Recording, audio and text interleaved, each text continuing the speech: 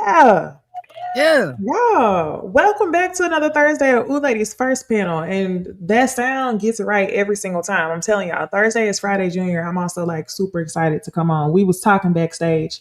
Y'all know we come on at about 8:30-ish, 9-ish. We might not show up on time, but we always show up. So y'all already know what to do. Questions, collabs, all that. Email us at oohladiesfirstpanel@gmail.com. Follow us, Jamie, that's me, Bondi Blue Rose Bondi, and also myself, Niecy Dixon. Y'all ready? Yeah. Yeah. Yeah. What's up?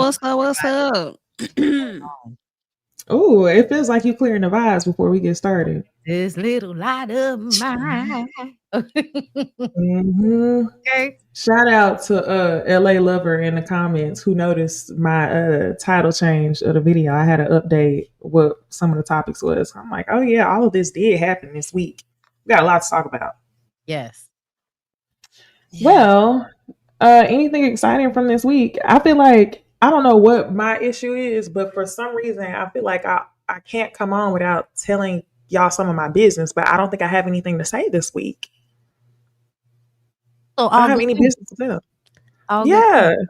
good. It's all been good. Mm-hmm. That's Yeah. great.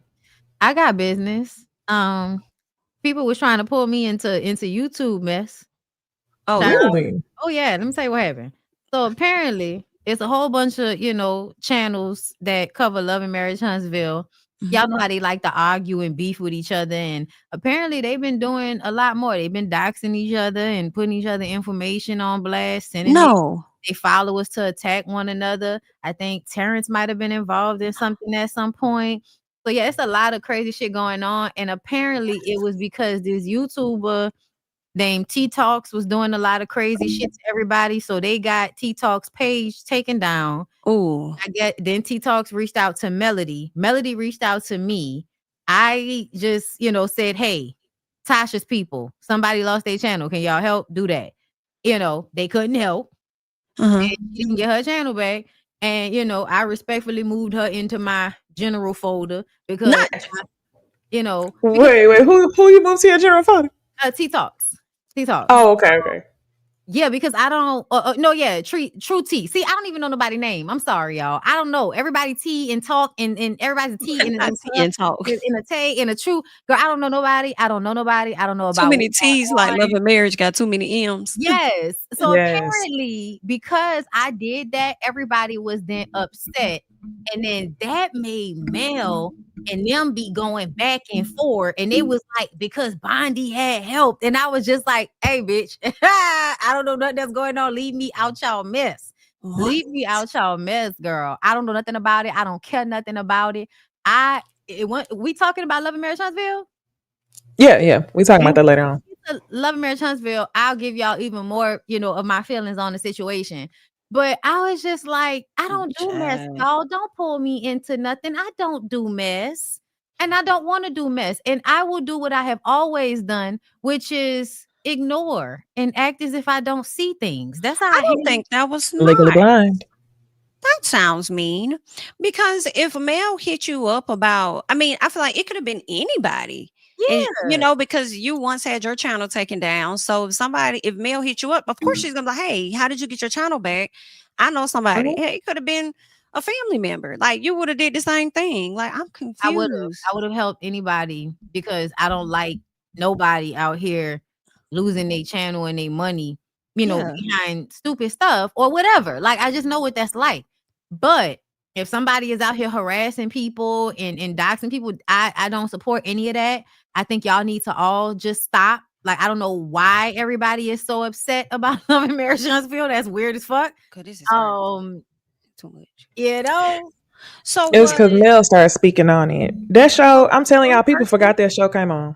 She was doxing people. The true person was doxing people. That's what they say. They say she did some shit first, and then everybody responded to her.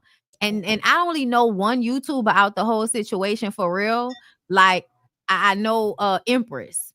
I had no idea. NT, right? You said Terrence? NT, yes. Yeah, okay. But I didn't find out that Terrence was involved until later. Empress was involved in it because somebody was talking about Empress baby. And I was just like, yeah, everybody's doing way too much. I don't You Talk condone about her it. baby. babies, like, Yeah. And I ain't know none of that. I ain't know none of that. And then that is I think, terrible. and then, you know, whatever. I don't even know who Mel was talking to when she jumped in when Tay Talks live and was, you know, commenting and shit like that in the chat. Girl, I don't know what be going on, but I do know I'ma just go ahead and let y'all know right now. I'm above this. I know that's right. Like, I'm I love sorry. that. And that's perfectly okay to say you above some things. I love that. I'm a proponent for that. I agree. I'm sorry. Everybody too much shit going on out here in the world. Y'all over here beefing. You gonna beef at that wedding? You should have been beefing at that wedding. That wedding. Like, not Right. y'all If you here can't get beefing on on each other YouTube for pages. peace, where the hell can you go? Okay. Mm-mm. Damn. Y'all be Okay. safe. Yeah, we get into it some more once we get into Love and Marriage Mhm. Huntsville. But we're gonna start with something light. I feel like the show for the most part is pretty light. You Okay. know, That's what we need right um, now. Yes, we do. y- It's a it's lot going on in real the world. light. Y'all do a favor and like the video, and then we're gonna get into some. All I was right, just about to say you so cut that shit short. you gonna say cut it short? Yeah, because I think they started like sharing revenue with the song or some shit like that. Oh, yeah. Yeah, with that Oh, one. Yeah, yeah, Yes. yeah, yeah, That's yeah. why I was like, girl, cut it. Don't ah, girl. okay, okay. Hopefully that was short enough because that I don't make be okay, that that much makes sense. anyway, but yeah. All right. So, VMAs was Sunday, I think. Did It was not Sunday. know a damn thing about it. Do you hear me? I rarely know about these award shows, y'all. I don't be at this point, I just watch the award shows on TikTok, but I didn't have nothing to do. I was up late and it popped up on my TV. I had to sign up for Paramount. I gave them their little $12.99. I'm like, why did I do that? Because I don't really watch anything else on Paramount. I caught like the last 30 minutes of the show. Mm. LL Cool J was the host, so it's only right we probably just start with the slideshow that he's on. So Okay. first up, we got Lenny Kravitz, LL Cool J, who was the host, and then we have Colin Kaepernick and his girlfriend. What is her name? I feel so. Nessie? You said Nessie, is that her name? Yeah. Something. That's something like Okay. that. Some. Okay. Let's get into these looks. I'll figure out her name before y'all stop. But yeah, what are y'all thinking? Tacky. Oh. I kind of like LL's awkward fit though. I'm not gonna hold you. I think it's just the hat I probably would have changed. Um, but Lenny Kravitz, I feel like it's on brand for him, but I'm not crazy about his attire. And this sounds so bad, but I feel like Cap and Ness did what they needed to do. Cause it ain't Quit that damn playing. deep for the VMAs. Y'all didn't even promote this shit. I'm finna just go up in this old comfortable. Fuck y'all. Okay, I would feel that way if I didn't think that there was some dirt on Colin Kaepernick's sweatshirt. Right What there is by that the on his shoulder. shoulder? like, come on, bro. Oh, that's her makeup. Still, like you got a big Yeah. face, but you couldn't. Yeah, nah, I'm sorry. I don't. I Mhm. feel like they could have did a little bit better than this if they wanted to look good, but also not give a fuck. They look bad, and then she looked like she give a fuck because she still got her face beat. Like Ooh. that's Mhm. beat. Okay. So yeah, I don't like that they did that. That he looked dusty. That's unfortunate. I actually also like LL. I like LL like looking like an old man in his clothes because nigga, you are old man, and I am low key tired of seeing your muscles at this point. Like, Really? you know why? Because once they start to get older and they be like always outside with their muscles, you can see how old they look. So it's like I need you to rely on something else. Like I'm tired of seeing you in cutoff shirts. That's all. So I actually like this because I don't think we've seen LL in full clothes. Like, I haven't seen LL in sleeves. I don't think I've ever seen LL in sleeves, to be honest.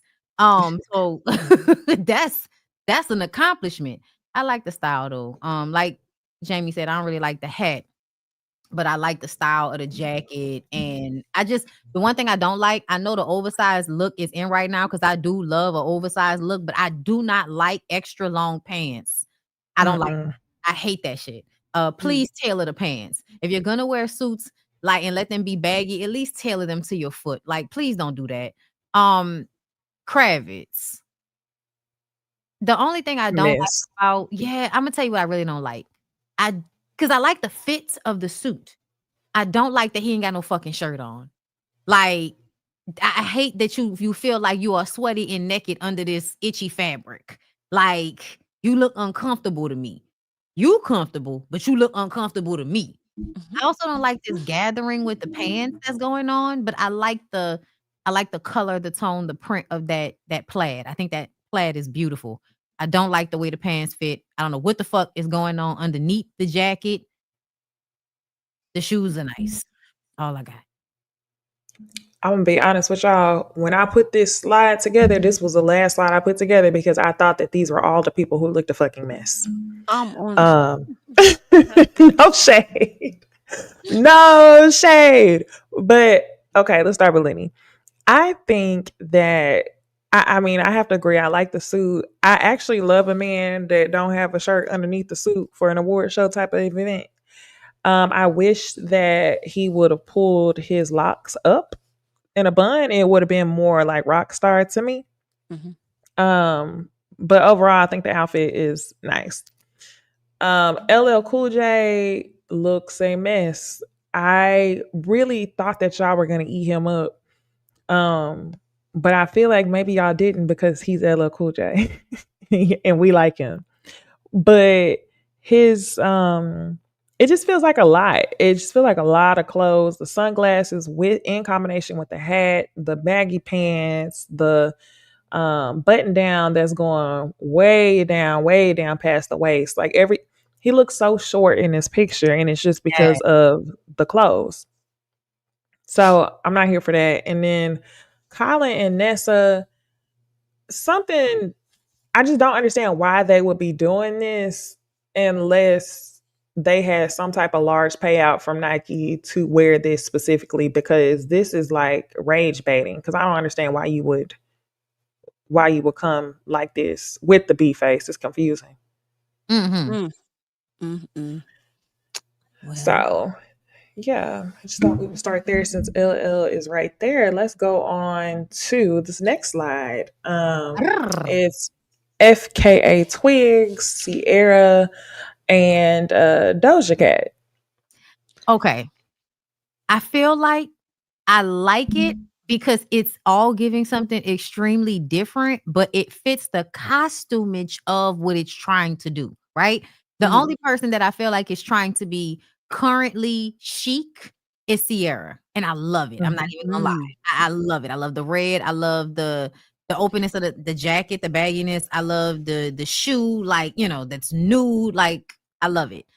Twigs, she looked like a character from the Fifth Element. Like, she looks like an extra from the Fifth Element. I don't know if y'all ever seen that movie, but that's what she looked Mhm. like. And if that's what she was intending to do, which is like circa 1997, circa 1998, it works. It does fit, that futuristic, the planet is dying vibe. Okay, that's where we are now. And I feel like Doja has this like 80s kind of fun cocaine pop album that's about to come out. And this look, I think, fits that married with children era that she is kind of going to invoke nostalgia. It's given like the Prince era. So I think that her look fits the era of music that she's promoting right now. I think she takes everything like I'm a character for whatever the project is. So I think she's performing that project right now. And I actually really, really like her dress. That's a good point. I was thinking Dolly Parton, but it's definitely giving Peg Bundy Mhm. for sure. It's giving like that 90s era. So I wonder what kind of music she's gonna drop. I heard Um, one song, and in the one song was definitely giving like a 80s upbeat kind of poppy sound. okay. I And I hope think she that. performed at the VMAs too, but I didn't watch the VMAs, but she looks okay. I love Sierra's look a lot. Love it a lot. It definitely fits Sierra and her personality and all. This FK Twigs, I hear a lot about this girl, but I don't really listen to her music. But is it bad that I thought this was the girl from Sisters at first? I thought, damn, she had the baby. What's her name? Oh, AJ Smith. yeah. Oh. I'm right there with you though, because FK Twigs is on every single red carpet. I think she's an artist, but I don't know nothing about her. I think that A lot of people know her because she used to date Robert Patterson from Twilight. Not just him. I know her because of the shit with Shia LaBeouf. Oh, she used to date him too? Oh, that Oh yeah, his is her. Wasn't his she in an abusive FTC. relationship with him? Yeah, I think they had like a restraining order, like a actual like case because of what he did to Mm. her. I remember now. I So yeah, just didn't remember her face. She looks like I I don't know. She looks okay. She looked like Um, Nara. like who? Nara Smith. Nara Smith. Mm, I'm laughing. Brandon said she finally had the baby, Jamie, after I 17 know. Like years. that's crazy. No, because you That's know not we nice. was thinking you was talking about Karen at first. I'm Right. hollering. Oh no, I'm I'm hollering like, at at Oh, she's 17. very talented. Yeah, she looks okay. She makes me think of a mix of like Tomb Raider and Hellraiser for some reason with her outfit. But That's you know, also a good one. it's all right. I feel like I So don't know much about her, so I want to say it looks good on her, nice body. But you know, Yeah, it's all no, right, that's girl. the thing. Her body fits with because like you have to have a very specific type of body for that yeah, to look good. The bando on the boobs, you gotta have real small boobs. But that yeah. low rider of pant, you gotta have a very, very flat stomach. You know what I'm saying? Hmm. So yeah. No. Do it, girl. Do it.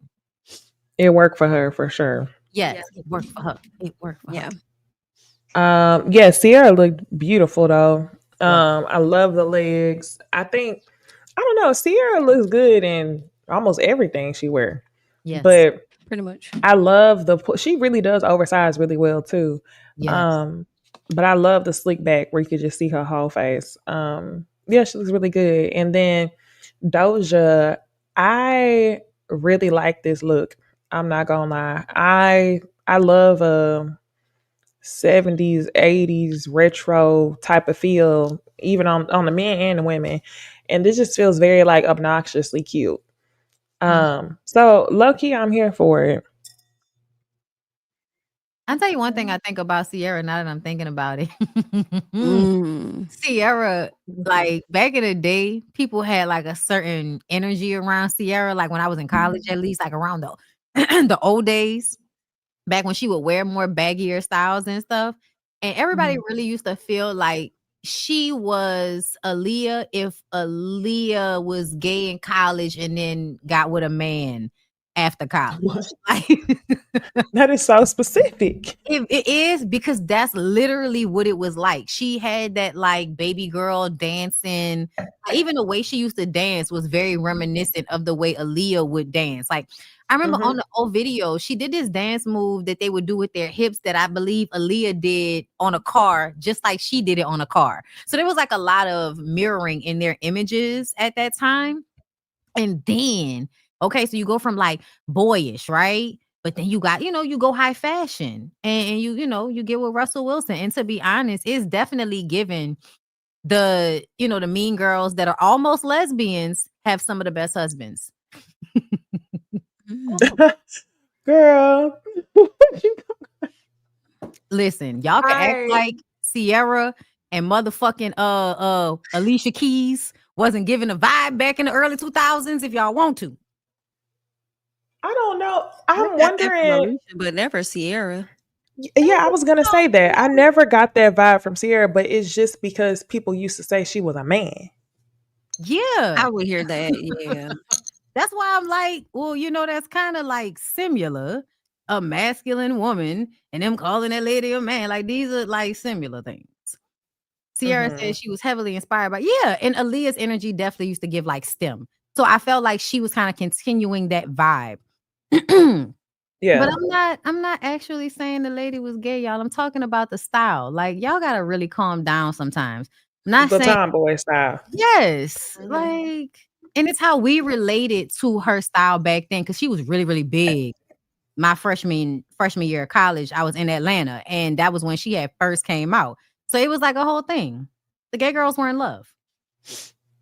Yeah, I remember trying out for the talent show singing her song. Was it My Goodies or One Two Step?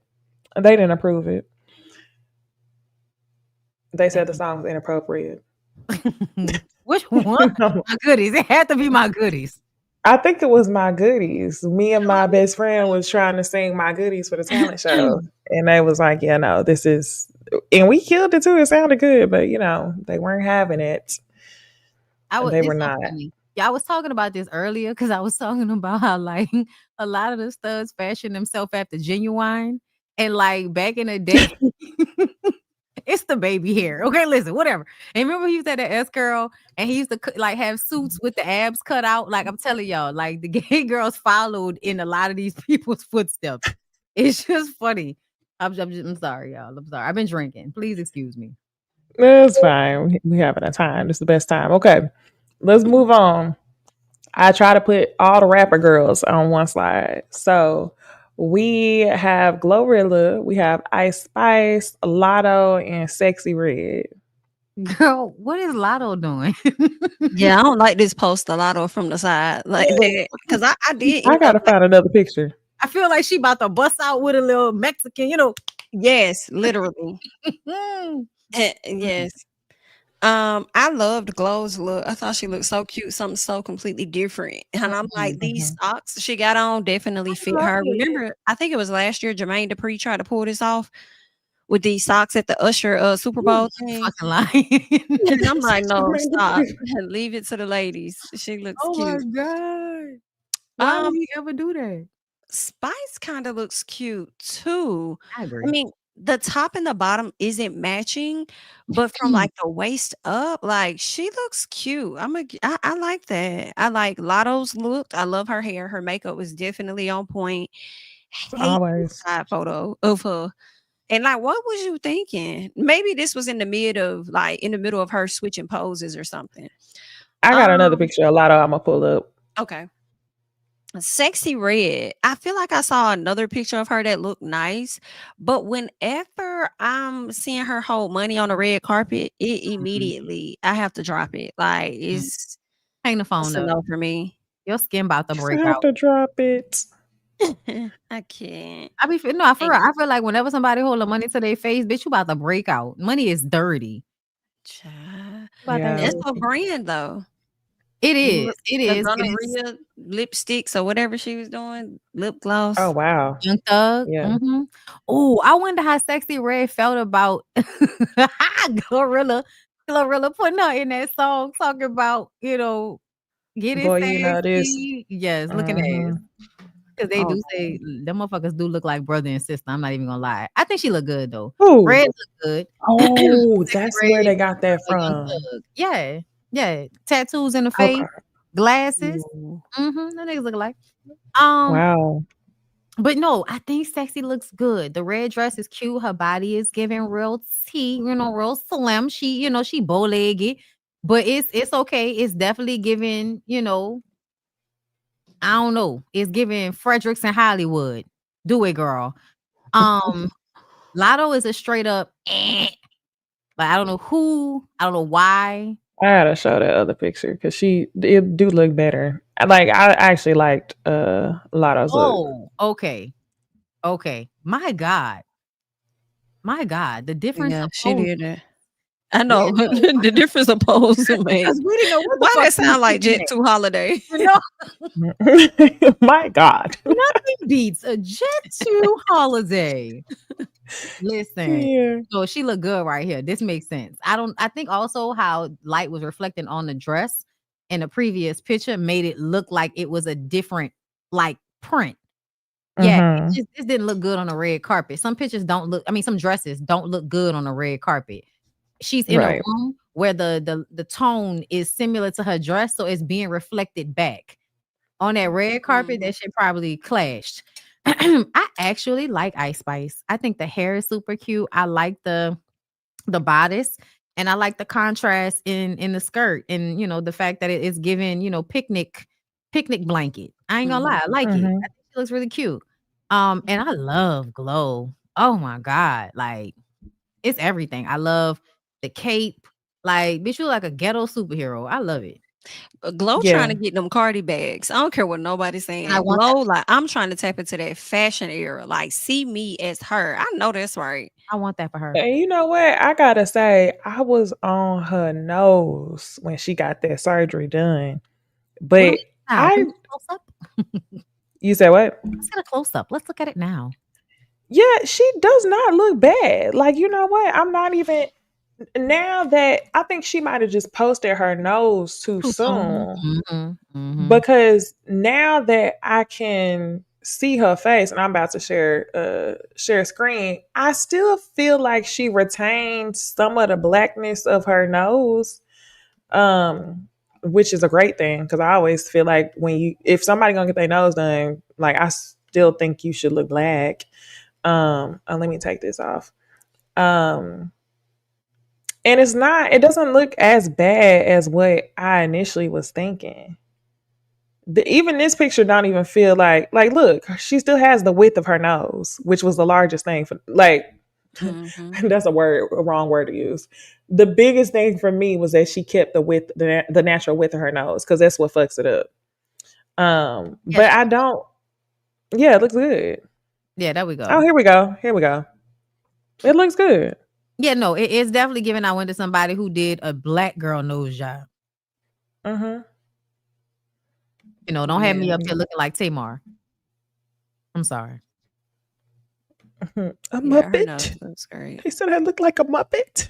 No, because no, if they didn't keep the bridge in her nose, that's exactly what she would have been looking like. Yeah, well, it's the width too. I think that's the most Yeah. important thing. It matches her features. Yes. Yeah, You have a so wide set face. You can't just be out here deleting nose when your face still wide like that. Nene. Mm-hmm. That's why she had to get done multiple times. This Yep. is a really pretty picture of her. Is this before? She got What, her. the one that I got up on screen right now? It's another one on her page. Go to her profile. It's like the third row, second pick. This one. Yeah. And now this looks like it's after. Yeah, Yeah, that's this is after. After. Okay. it's a little slender. Mm-hmm. Yeah, she looks good though. People So just I'm be like, wanting to get okay. rid of their bell pepper nose. That's really all it be. You got a bell pepper nose, you're trying to get rid of that shit. Mm-hmm. Okay. Let's move on to I threw some Love Island people up here, and then just Tyler, because she kind of gives that. So we got Ace, we got Alandria, who a lot of people was like, oh my gosh, she looked amazing. She was the best dressed. And for whatever odd reason, they didn't let her and Nick walk down the red carpet together. And then we have Tyler, and I wanted to show her specifically because y'all know usually she be giving Flintstones, and she stepped out of her comfort zone. So for me, I think Ace looks good. There was videos of him standing next to Glorilla on the red carpet, and I think Glorilla's 5'6". Not to like keep harping on this man's height, but I think Ace is maybe 5'8" or 9. Just based on seeing that video now. And Oh then wow. Alandria, I think looked really good. I love Red, and I think Tyler did good by stepping out of her comfort zone. I So what are would like y'all's to see thoughts? Tyler's. I want to see Tyler's fit from the front. From the side, she does. She looks fine. She looks like she was cute, but I just wish I could see it from the front more. Her shoes do look like they may be too big for her though, but other than that, she was kind of cute. She probably could have did open toe. I thought Olandria looked beautiful. Excuse me. As far as her being best dressed, IDK, because I didn't really, I didn't see all the outfits, but I think for her, she looked absolutely gorgeous. I don't know why her and Nick didn't walk down. Maybe I think they may have a different PR team or something. Maybe timing and scheduling was a bit different, but yeah, that would have been a nice moment for them. But she looked super cute, and I really like Ace's look. He looked like he came looking comfortable, handsome. I'm Ace gonna give it is to him. very handsome. I'm not gonna lie. Ace, like I see why. I see The why. smile on his face when he was doing that interview was so huge. I said, see, even if you don't like how he moves sometimes, he can be such a likable person. He, Yes. it's in him. It's in him. Literally, when I watched that interview with Speedy, I was like, oh, okay, I kind of see where you're coming from. He shouldn't have said this. It took me a while to digest just because he's so like confident, good looking, and it didn't really sound like what he was saying was as bad as what he was saying until you really thought about it. Yeah, right. That's so true.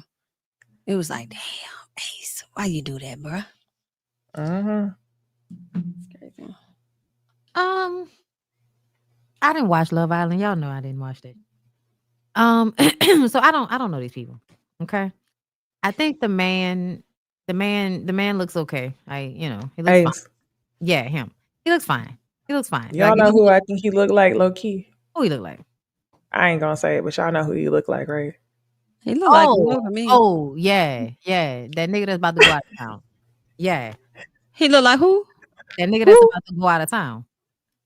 Go ahead and tell. Nah, okay. All right, we'll move on. No, wait. I'm not done with everybody else. That wasn't who we talking about? Oh, my bad. No. I didn't mean move on from the segment. I meant from what I was saying. Oh, yeah, no. Okay, my bad. I thought that's what you were talking about because he do kind of look like him. Somebody said bolo. That's like glasses are giving a bolo vibe. Niggas put glasses on, they the same shade, they got muscles, they look exactly alike.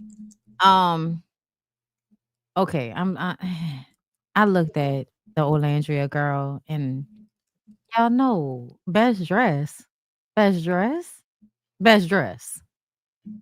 Really? Even after we saw what Lotto looked like when she was turned to the front, y'all thought this was the best dress? I think y'all gassing because of the storyline. I think she looks beautiful. She's indeed oiled up. But this is another one that's low key giving me Fredericks in Hollywood. Like it's I'm sure it's a beautiful dress in person, but on camera on the red carpet, it looks like lingerie. Like she looks like she's in a costume so that she can get fucked. And I don't have a problem with that, but that's not a best look to me. She does still look very beautiful. The red looks good on her skin tone. But yeah, no, I'm not feeling this. I don't know what's happening with the boob, and I don't like the thing around the neck. Like that's where I'm having an issue here. And then I also kind of low key feel like that about Tyler. Like Tyler, is that a top and panties and nothing else? Like no. Like you look like you missing a part of this outfit. And I get that's how we supposed to be dressing. Y'all know I'm not slut shaming nobody. I just really mean your outfit looks unfinished. Like you look like you're here to turn niggas on, and that's it. All right, I'm done. Really? Look at the shoes. That's all I can see. Your ass, you look like you have on underwear, those types of tops, those types of dresses. Niggas love that shit. Niggas love looking Really? This don't get sexy at all to me.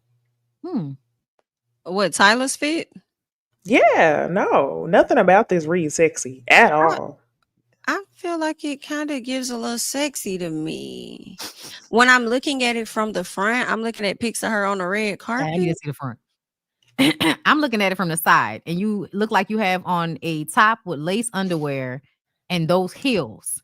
Those heels are absolutely giving. I have these on to walk on a nigga's back. But she also don't look like herself either. When I look at these pieces, like, is that Tyler? She looked like somebody completely different, which I guess is the look she was going for.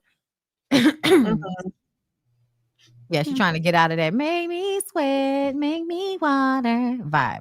Okay, I'm looking at her from the front. It looks totally different from the front. I don't know why they pose so bad on the red carpet. It seemed like these poses are terrible. But no, I still feel like it's more sexy. It is still giving like I'm about to you missing a part of the outfit. But yeah, no, I feel like this looked like low key.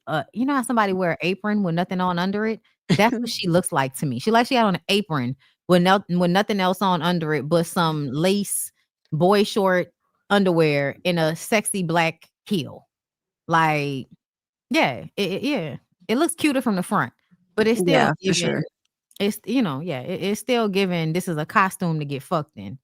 That's how I feel about it. But she look cute. Okay, well, bitch, the way I thought that was Lizzo, I need to close my. I'm sorry. I can see that, but Lizzo ain't even that big no more. I wasn't really like looking. I don't know. You know how I'm looking at Tyler, so all I can see is the big titties in the face, and I instantly thought to myself, "Oh, that must be Lizzo." Until I actually looked at it, I know she's not that big no more. God forgive me, Lizzo. You look good. Okay, so two new characters, T.S. Madison and then Summer Walker, and we're gonna get into some Summer Walker. Summer Walker's look was inspired by like a 1990s Pamela Anderson, Yeah. and I loved it. Y'all know I love me a fuzzy hat because y'all know as soon as temperatures hit under 60, I'm gonna be on here on screen with my big pink fuzzy hat. I actually just bought another one not too long ago, like in the middle of summer, and I can't wait to wear that. But yeah, I love Summer's look. She looks good. T.S. Madison, um, I think this works for her.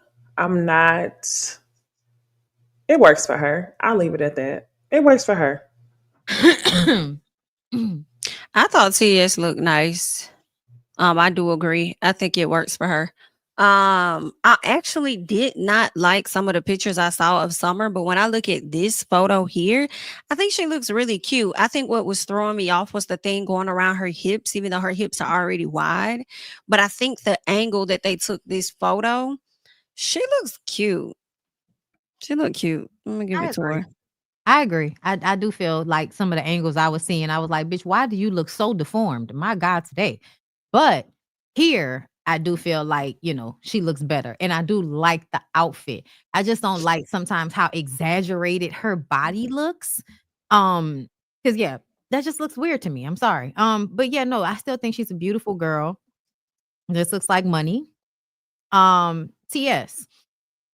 I feel like TS looks pretty. I can't really tell what's happening with the dress, but I do feel like this is giving appropriate for a mother type of vibe. Yeah. And Hmm. I'm liking the clip up wave ponytail is definitely giving. If she could, she would, jump up and down on one foot and go ooh, ooh, ooh. But I don't think she can. But yeah, Wait, what is that from? from coming to America. Oh, Whatever you say. That's what she looked like. Ooh, okay. ooh, ooh, ooh, ooh. Yeah, that. No, I couldn't identify in my head where I got that from. I was like, this sounds familiar. For a second, I thought she was talking about. For a second, I thought you was talking about Winnie the Pooh. Because what was the pink character's name that's friends with Winnie the Pooh? Oh, Piglet? Piglet. I thought that's what she was saying. I was like, oh wow. whoa, hold on. Hold on. Oh my. But not saying that. Hold on. I don't mean it like that. I'm just saying. I didn't know if it was Like something I pink was missing. because yeah, no. But if I was thinking Yeah, I would have not Piglet. I would have thought Miss Piggy, but not Piglet. Because Miss Piggy would have right. Because actually Piglet had is this on. little. Yes. Miss Piggy would Right. have absolutely had on this dress, would have absolutely had on the whole nine and the ponytail. Y'all better stop playing. Listen, y'all better go look up some of them old looks. They used to be dressing the fuck out of Miss Piggy down to a red carpet, bitch. Mm-mm. It's not shade. It's the truth. Right. That's what I'm saying. Tigger is the one who jumped around. Thank you. Y'all see where my logic is going. But Oh, anyway, that's let's what move you on. meant. Okay. Tigger is the one who jumped around. That's why I thought about the thing. But Wait, let's so move let me ask on. you a question though. Wait, do you know what Miss Piggy be looking like sometimes though? Yeah, yeah, she Oh, cute. okay, because I literally just Googled it and there's literally Miss Piggy in a dress with a cape on over the shoulders that look just like that. Yeah, Mm. it's Whoa. not a Whoa, whoa, bad whoa. picture That's of not shade to TS. That's more of a big up to how fly Miss Piggy used to be. mhm. Mm-hmm. Yeah, I can't. I'm not All playing. right. This is another situation of what I remember I was telling y'all about that TikTok last week. In a sense that do y'all remember me talking about that? I gotta show y'all the Uh-uh. video. Let me show y'all the damn video They of legalized weed. I can't remember nothing. what's her name? In a sense,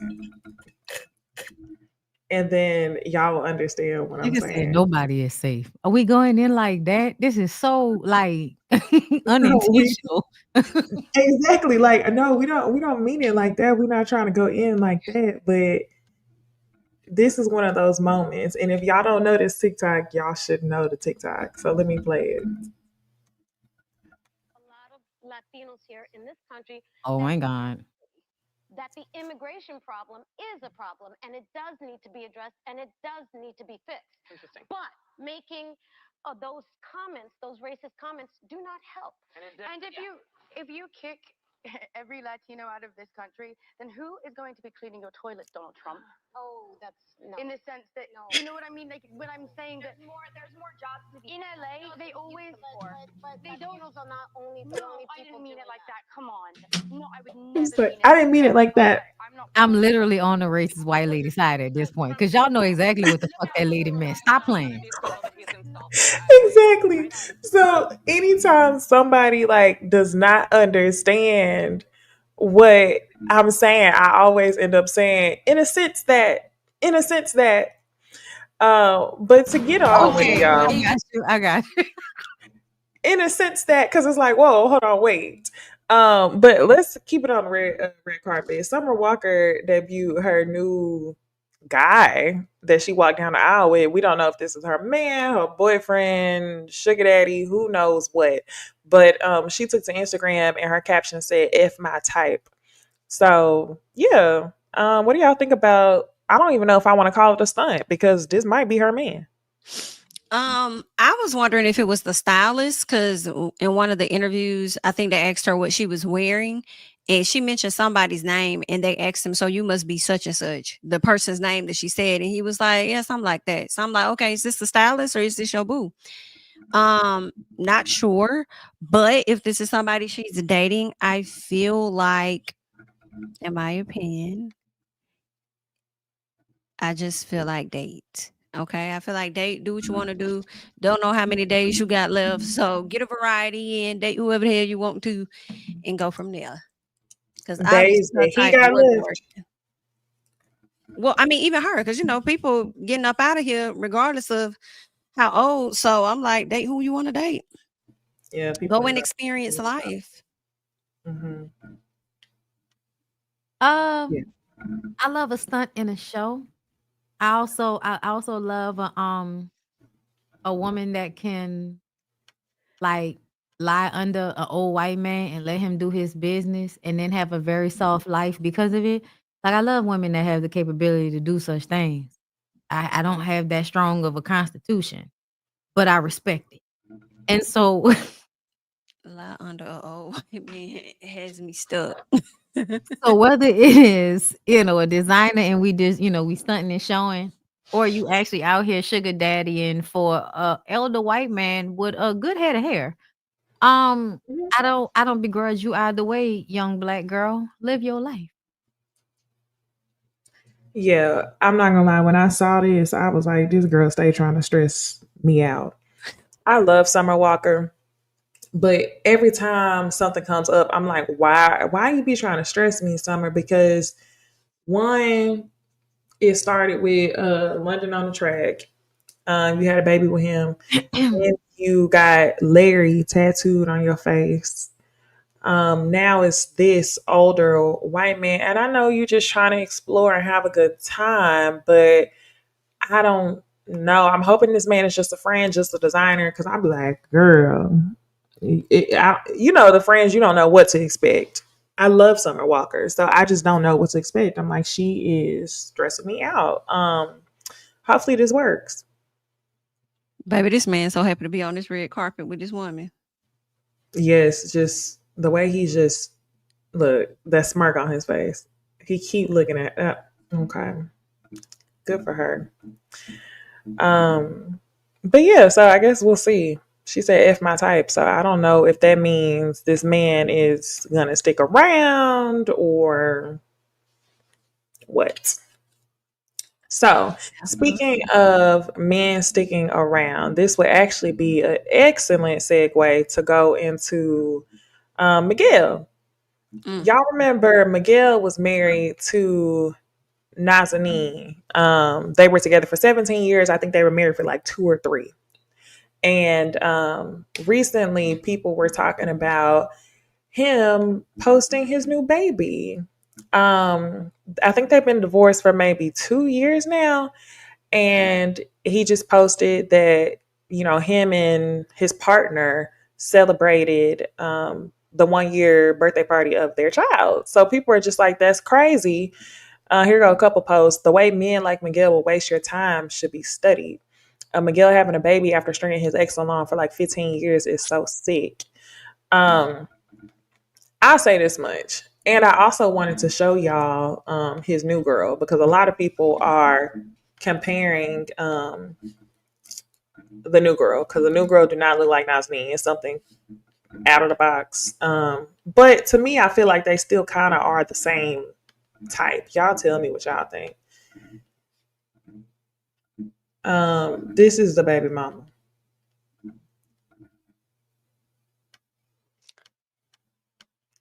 Let's see.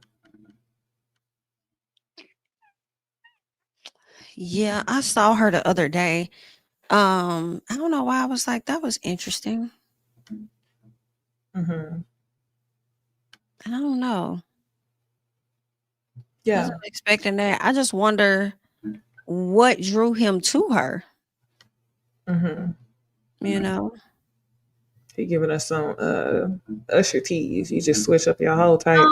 Because she looks, they're not that much of a different type. To me, I feel like she's very beautiful. She looks stylish. She looks smart. She looks nerdy, which means she's probably an eclectic in some way. And he's an eclectic. And the previous girl was eclectic. I don't expect people like Miguel, who are biracial, Mexican and black, to only be with black women, especially when the last woman was, I believe, like in some ways ambiguous. So right? Yeah. Well, he was Was never she with even that black? woman. He was with her for 17 years. right. So I don't know why y'all act like people have to be like, race loyal and shit. I also don't like the idea that y'all feel like he wasted that lady's time because they broke up after all of them years. Yes. I was Like, gonna ask y'all that. I Yeah. was. I feel like sometimes when people say that, and I don't care who likes it or not, but like, I mean, she allowed him to waste her time too. Like, it wasn't just on him to waste her time. She allowed it as well. Like, hello. Well, I also was gonna say that Miguel, how old is he? He's probably like mid-30s, like later 30s, maybe. Mhm. So if he was with her, oh no, he got to be older than that. If he was with her for Let me 17 see. years, at least 20. But my point is, like, people are saying he wasted all that time, but y'all are counting the time since they were He's kids. 39, So okay, so he was with her since he was 22. basically. Yeah, so that is a long time, and it gets to the point to where, like, if they didn't have kids throughout that whole 17 years, I'm not shocked that the next relationship he wanted to get into is like, if you want to have kids, go ahead and have them quick. Yeah, definitely. I also feel like, relationships run their course. Everybody is not supposed to be together forever. And I think it's an unrealistic expectation to set. And also don't feel like anybody owes you their life in that way. Like, I think that's a lot of entitlement to feel like because they've been together for so long that man owes her for them to be together forever. Like, no. And who the fuck wants to be with a man that don't want to be with them? Like, that's weird. Once the Right. relationship has run its course, everybody should let it go and move on. There's another story, there's another person, there's another, adventure to be had. Stop Mhm. feeling like, y'all are old people's entire lives because y'all been together since y'all was like 20 or some shit. Like, cut it out. And I'm like, weren't they engaged for 10 years or either together for 10 years before they even got engaged? I feel like that was telling. Yes. But then maybe she was like, oh, well, his career's taken off. So, I understand. It was a lot of understanding. Yeah. And I'm sure she wanted to eat off of her investment.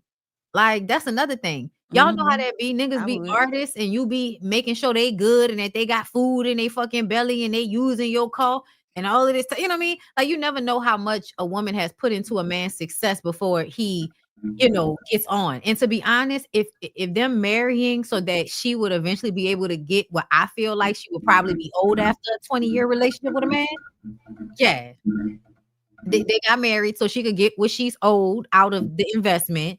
It's over. I'm sure he did right by her. Move on. Next thing. I can't wait And she for bought a house right after they divorced.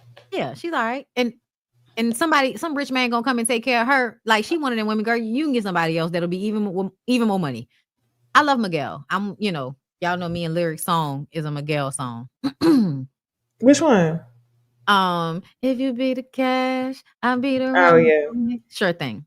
So yeah, that's our song. So because there's literally a lyric. I be the note, you be the lyric, or you be the lyric, I be the note. Oh, that's Yeah. cute. And then the the line after that is you be the cigarette, I be the smoker. We raise a bet. Yeah, that's us all day.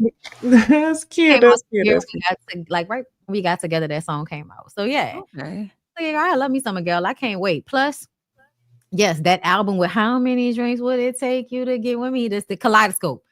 It's Kaleidoscope like is coffee in the morning.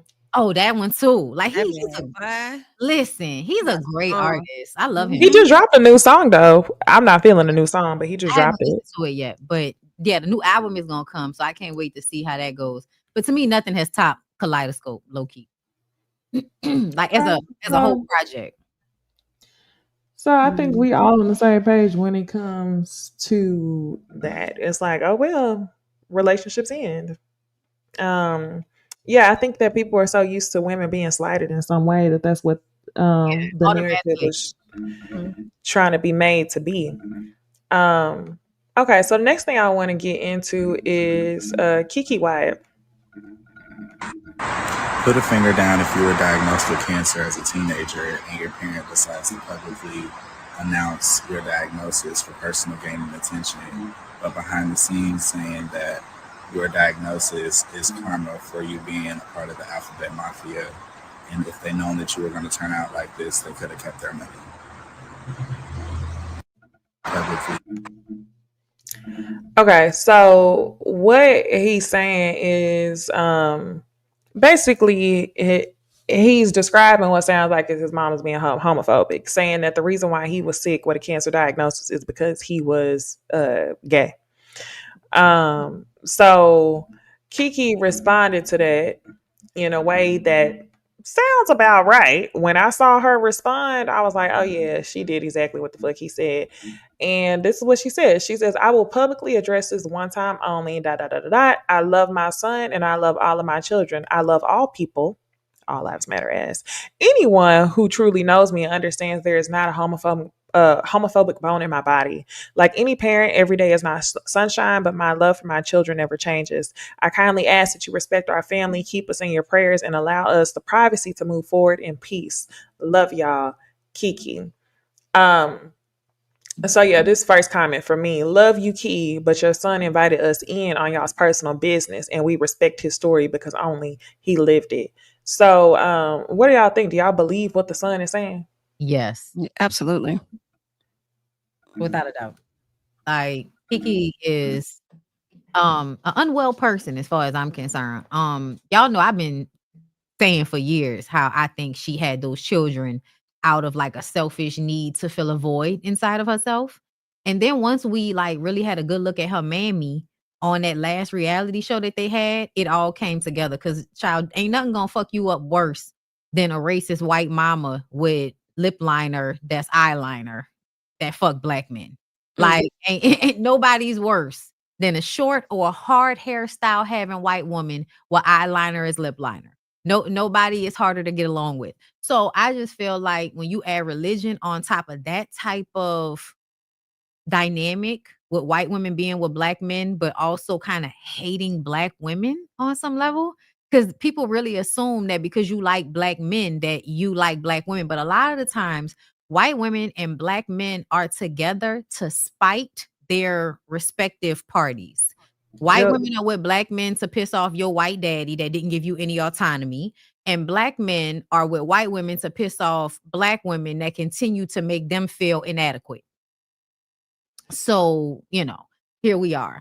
So when you see the byproduct of those relationships, a lot of the times it creates a lot of like vitriol and just overall like destabilization within the children that come out of those relationships. And like there's a clip that the boy played from the TikTok from the reality show with his grandfather and his grandmother sitting right there. And the way the grandmother is like manipulative and the grandfather just sits there and eats his food and doesn't say anything. It reminds me of how like the silent parent like basically allows for the abusive parent to abuse the child and they just kind of sit there and not say anything. So Keke Wyatt grew up with a black father who allowed her to be, abused in some manner by her white mama. Then she's going to grow up low key, not only like having a hard time with her own identity, but probably hating the black part of herself for not doing anything. And then hating the white part of herself because the mom is like really toxic because of that. You know what I mean? So yeah, I don't know. I just feel like there's a lot of dark energy in Keke Wyatt. And I definitely feel like that's been disseminated in her children. You had 11 children. And it does seem that the doctor was like, hey, bitch, you shouldn't have any more children. And you were like, God gonna make a way. I'm still gonna have a child that I could barely take care of. And then I'm gonna put the responsibility on my other children. So yeah, child, Keke, Yeah, Keke is a church demon. yeah, I believe she said that to her son. I don't see why he would come to the internet and just make up something. I know her ex-husband came online last year or earlier this year, dragging her, telling all her business. So I feel like Keke do be saying some outlandish SHI, especially when things may not be going her way or whatever. I feel like she just says she to inflict pain on her kids or whatever. I think that's very nasty, and honestly, it's making you look. You moving over with all these damn kids, you guys. Listen, ma'am, you're moving over into the department of Brian McKnight for some reason. Okay, your child got damn cancer, and you over here being disrespectful as hell. Like I don't know what you got going on, but you're moving closer to that department you go in just a minute. Okay, I Mhm. do. I believe what the son said, and I her do too. statement was given. I'm not racist. I have black friends, as if you don't still spew certain actions towards some black people like that. Girl, huh? I love all people. The I love all people. And then the response, I don't think I played the audio, but it had like a gospel music on top of it. And it was given like, yeah, I love you, but I rebuke your gayness, is what it was given. So Mhm. I do believe everything that he said. But the funny part to me is I don't even think that this comment that she made is probably the worst of what he's experienced Nope. in the He, household by being raised by her. This is just like he said scratching the it on surface. TikTok. He did another video Oh, and he did. he did another video on his TikTok and he basically said that she said worse shit and he won't even repeat it because that's between her and God, basically. Yes. I do Yes. I believe mean, that. I feel like it's something about her. Like I think when Bondi was talking about, I can't remember exactly what you said, but it sounded like she's searching for something inside her validation. I don't know what that lady got going on, but when I see Keke, I just see how hard she chasing niggas and babies, and that's it. Oh. And also how resentful she is that her career didn't turn out the way she thought it was gonna be. Like she actually vocalized feeling like, well, why y'all don't see me like Beyonce? I could sing, I got a big ass. Why y'all don't I like remember that. she has that attitude about her gift. And I think whenever and it's I ain't gonna lie, y'all. It's a challenge sometimes to feel like you're really good at something and you don't get your just due at it. And you Mhm. see other Mhm. people do well. If they, come in off your back, they don't do as well as you, or 1,000. and you see it and it'll make you feel away, but you are not supposed to internalize that the way I believe Keke has. And I think that's like the main thing is that she doesn't know how to like truly work on being grateful for what she has in a way that she's no longer really comparing herself on such a deep level to other Mhm. people. And I think she does that with her singing, For sure. which is insane because she's fucking sickening. Like, like I talk about her and Kelly Price. I can't stand neither one of them nasty, mean ass bitches. But I will never come up off the fact that they sang they motherfucking faces off. It is Listen, ridiculous. I am convinced at this point, the 90s was like one of the best eras in my personal for entertainment. But the way you motherfuckers were I think they did the 90s wrong because the way everybody is coming out the 90s is problematic as hell. Is crazy. And the women are not exempt. At Child. all, at all, at all, bro. When I tell you Kelly Price and that fucking MAGA rhetoric she was spitting out her fucking mouth towards black women talking about DEI hires and shit. Mm, I mhm, was like, Girl. so bitch, what mm. this is how you I don't know. She's older than George Bush, so I don't know what era didn't teach her how to critically think. But let me explain 1+1 = 2. If black women who support you don't have jobs because they DEI hires and the racist regime got them fired, they don't have disposable income to pay you, the entrepreneur, for your entertainment. How are you gonna sell out to mostly black people if they ain't got no jobs because they were fired because people believe that DEI means we're giving people jobs just because they're black and not we're trying to fix the fact that people give white people jobs just because they're white. Exactly. Exactly. R&B divas, girl, we need to go find where it's streaming and watch it back because you hoes is problematic. Can I also add real quick before we go? Like, although Keke may feel like she doesn't get her just due with her career and stuff, at the same time, I feel like her attitude, personality, arrogance is on another level because she likely provides for so many different people with the career that she does have, which makes her feel like she can act and treat people any kind of way. Because at the end of the day, y'all still need me because I'm paying your bills or I'm taking care of this or taking care of that. So, yeah. True. And maybe that's why she has so many kids. But girl, she got 11. She got 11. That's a lot of children. I didn't know it was 11. I thought it was like 9. And then the baby sick, right? Yeah, no, the baby has I forgot the name of the syndrome, but the baby can't even hold his own neck up. Like, oh Lord, the baby has a syndrome that I believe they test for before you actually have the baby and give the person the option to not have the baby, and she still had the baby. And so it's like it's really sad because on some level I know she's doing it because trisomy, that's what it's called. And some kids can live and be okay with it.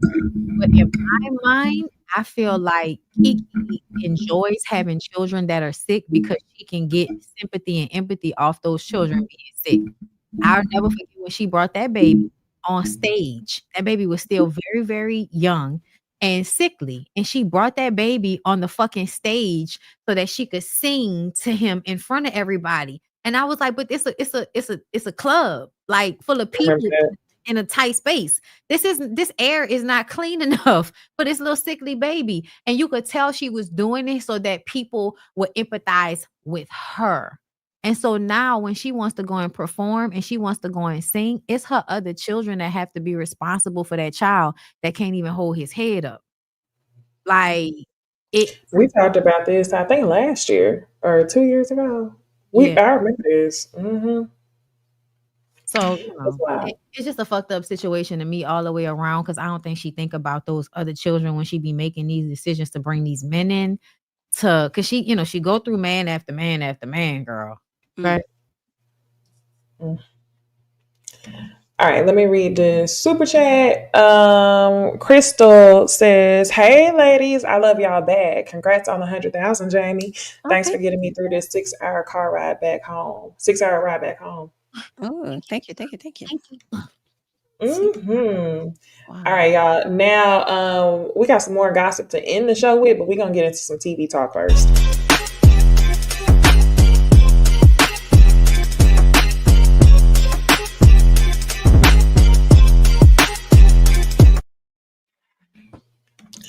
All right, y'all. So first things first, it was about 3 things that happened.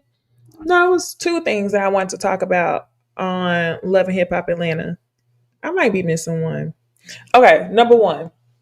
First thing I wanted to talk about was Sierra and her husband. And I had to come back and say, I told y'all last week that her husband had the same dark energy as Stevie J. I definitely was getting him confused with the previous husband. But after watching this episode, yes, with Eric, is that his name? Yeah, Eric. But after watching this episode, my point still stands.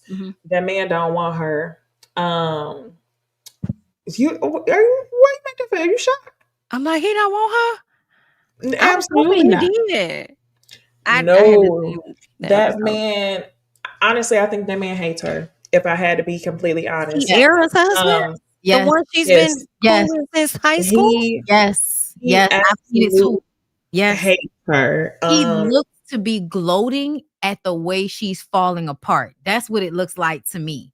Literally standing in the background with a smirk on his face as she's sitting there drunk, inebriated. Oh my God. Well, not even if I didn't notice a smirk, but it was scary to me that Bambi's engagement is when I saw the smirk and she walked in fucked up and Bambi asked him what was going on and he was like, I don't know, like that. But yeah, go ahead. No, he hates her. So Jessica invites Sierra to a doula ceremony that you do whenever you're mourning the death or a miscarriage, the death of a child, and all that stuff. Mhm. So Sierra brings her husband. They walk them through like what's going on. They ask the couple what's going on. Husband says not one word the entire scene. Not Jessica. Sierra starts talking, and Sierra has convinced herself that she is the reason why her marriage is not working and that by her mourning it's a problem. And it seemed like she wanted to fix the fact that she was mourning the loss of her children rather than really sit there and deal with the emotions. It was the weirdest thing. And you could tell both Jessica and Nadula was sitting there like, this is the wrong. You don't need to have a baby with that man. That ain't nobody but God telling you, do not have a baby with this man. Mhm. She sat there crying, saying, I just want my marriage to work. She's on the ground crying. I just want my marriage to work. Her husband is standing above her, and Jessica comes and meets her on the ground and consoles her, Yes, it's Mm. rubbing her back. loves her. He just And stands I'm there. just right. She's saying she wants her marriage to work, and you're standing there unempathetic, like this isn't your marriage too. It was the weirdest thing. That man, to me, I would go as far as to say he's dangerous. And Yeah. I don't mean dangerous in a way to where I feel like he may physically harm her, but the level of detachment that he has towards her, he does not give a fuck about her. This was the most uncomfortable scene to watch. When she said that she was on the medication and she was drinking, he's there the Yes. entire time. What type of man knows that you taking medication and doesn't say, "Hey, babe, no, we stop. No, we're not doing that, and we're not going to this party. You need to rest. You need to sit down." Another thing is he was never gonna be that. I know I keep saying this because I need somebody to like pull it up because I don't think we can find Xavier anywhere. But he was in jail. I feel like he was in jail for a nice little bit of time and he got out, and that's when she decided to start dating him again. Niggas that just got out of jail know how to pretend as if they have emotional intelligence. They know how to pretend as if they're feeling their feelings so they can empathize with you. Because the way she was talking about him when they first got together, I'm like, I saw a video where they were talking about how unambiguous Black women are like, successful Black women are prime bait for narcissists because they are always looking for a woman that will be a fixer, that will take care of things. And when I think about Sierra, that's the type of woman she is. And I do feel like he provided, is low key like Nicki Minaj. You can't really trust people because of who you are now. So you think finding somebody from your past that wanted to fuck you before, you think that's love. Niggas that wanted to fuck you when you were in high school, you think they loved you. They just wanted to fuck you, right? Like nobody knows what love is in high school. These niggas wanted to have sex with you. They wanted access to you. So I feel like women like her, they go to these men thinking that they are safe with them because, they knew them before they were who they are. But no, Right. I definitely have been recently paying attention to his energy around her. And just off rip, when you back away from it and you notice how a woman is very successful and sure of herself, and all of these good things she gets with this man, and then all of a sudden she becomes somebody that doesn't know who she is, that is usually because the man is sucking from her in some type. That's what he looks like to me. Chipping her away, brick by brick. Yes, and he looks like Yeah. kind of rejoicing in the fact that she can't see what he's doing. That's what, like, I'm getting over on this bitch. Let me tell you how I was convinced. When the situation happened at Bambi's engagement party, Bambi said Ray told her that Zay said that Zell was about to come with some mess. And I'm like, the way Sierra responded, she got defensive. Bambi wasn't even blaming her. Bambi doesn't believe Ray. I believe Ray. I think that Zay did say that shit to Ray right before Ray came out there and was doing all of that. Because if you notice, his energy was really weird when Bambi was asking him what was going on with Sierra. They leave, and then all of the shit pops off. Now, in the preview to next week's episode, Zay is the one that's telling 24 hours that his homeboy, or spreading it, that 24 hours old lady, Selma, fucked his homeboy. And I was like, so this is the second time you spraying somebody else's tea, and you a nigga that just came out of jail. So yeah, you messy. Oh, messy. And I do not feel like you really love Sierra. And I think what we You are don't. is somebody feeding off of Sierra. And then those miscarriages, his sperm ain't strong enough, baby. That ain't gonna never be your fault. And not only that, that's what I couldn't wrap my mind around last week when we was talking about it, because like I was saying, it's a 6-week process to go to even get, you have your period every month. If you get pregnant, it's gonna take you at minimum 2 weeks to miscarry. You gotta lay off for 6 weeks for your body to heal before you even get back to it. Why would this man continue to impregnate you knowing that your mental health is declining, even if she's in her own way? And look at Because that period. Yeah. He think it's just another, like, just a period. That's not even how that work. Like, in general. Right. Oh my God. Yeah, it's really frustrating to see. And the thing that kicked it off was they said, "Why are you here?" And she said something about, I've been depressed, taking antidepressants, and if I don't get it together, my husband gonna leave me. Girl, what? It's not about him meeting you where you are. Yeah, that's what she said. She said, if I don't get it together, he's threatened to leave me. So she came there like, y'all need to fix me so he don't leave me, rather than him trying to meet her where she was at and building her back up as he should as a husband. It was really disgusting. Imagine a nigga that barely had an Instagram page and she got this nigga a deal with Fashion Nova. I don't know if y'all looked at his Instagram.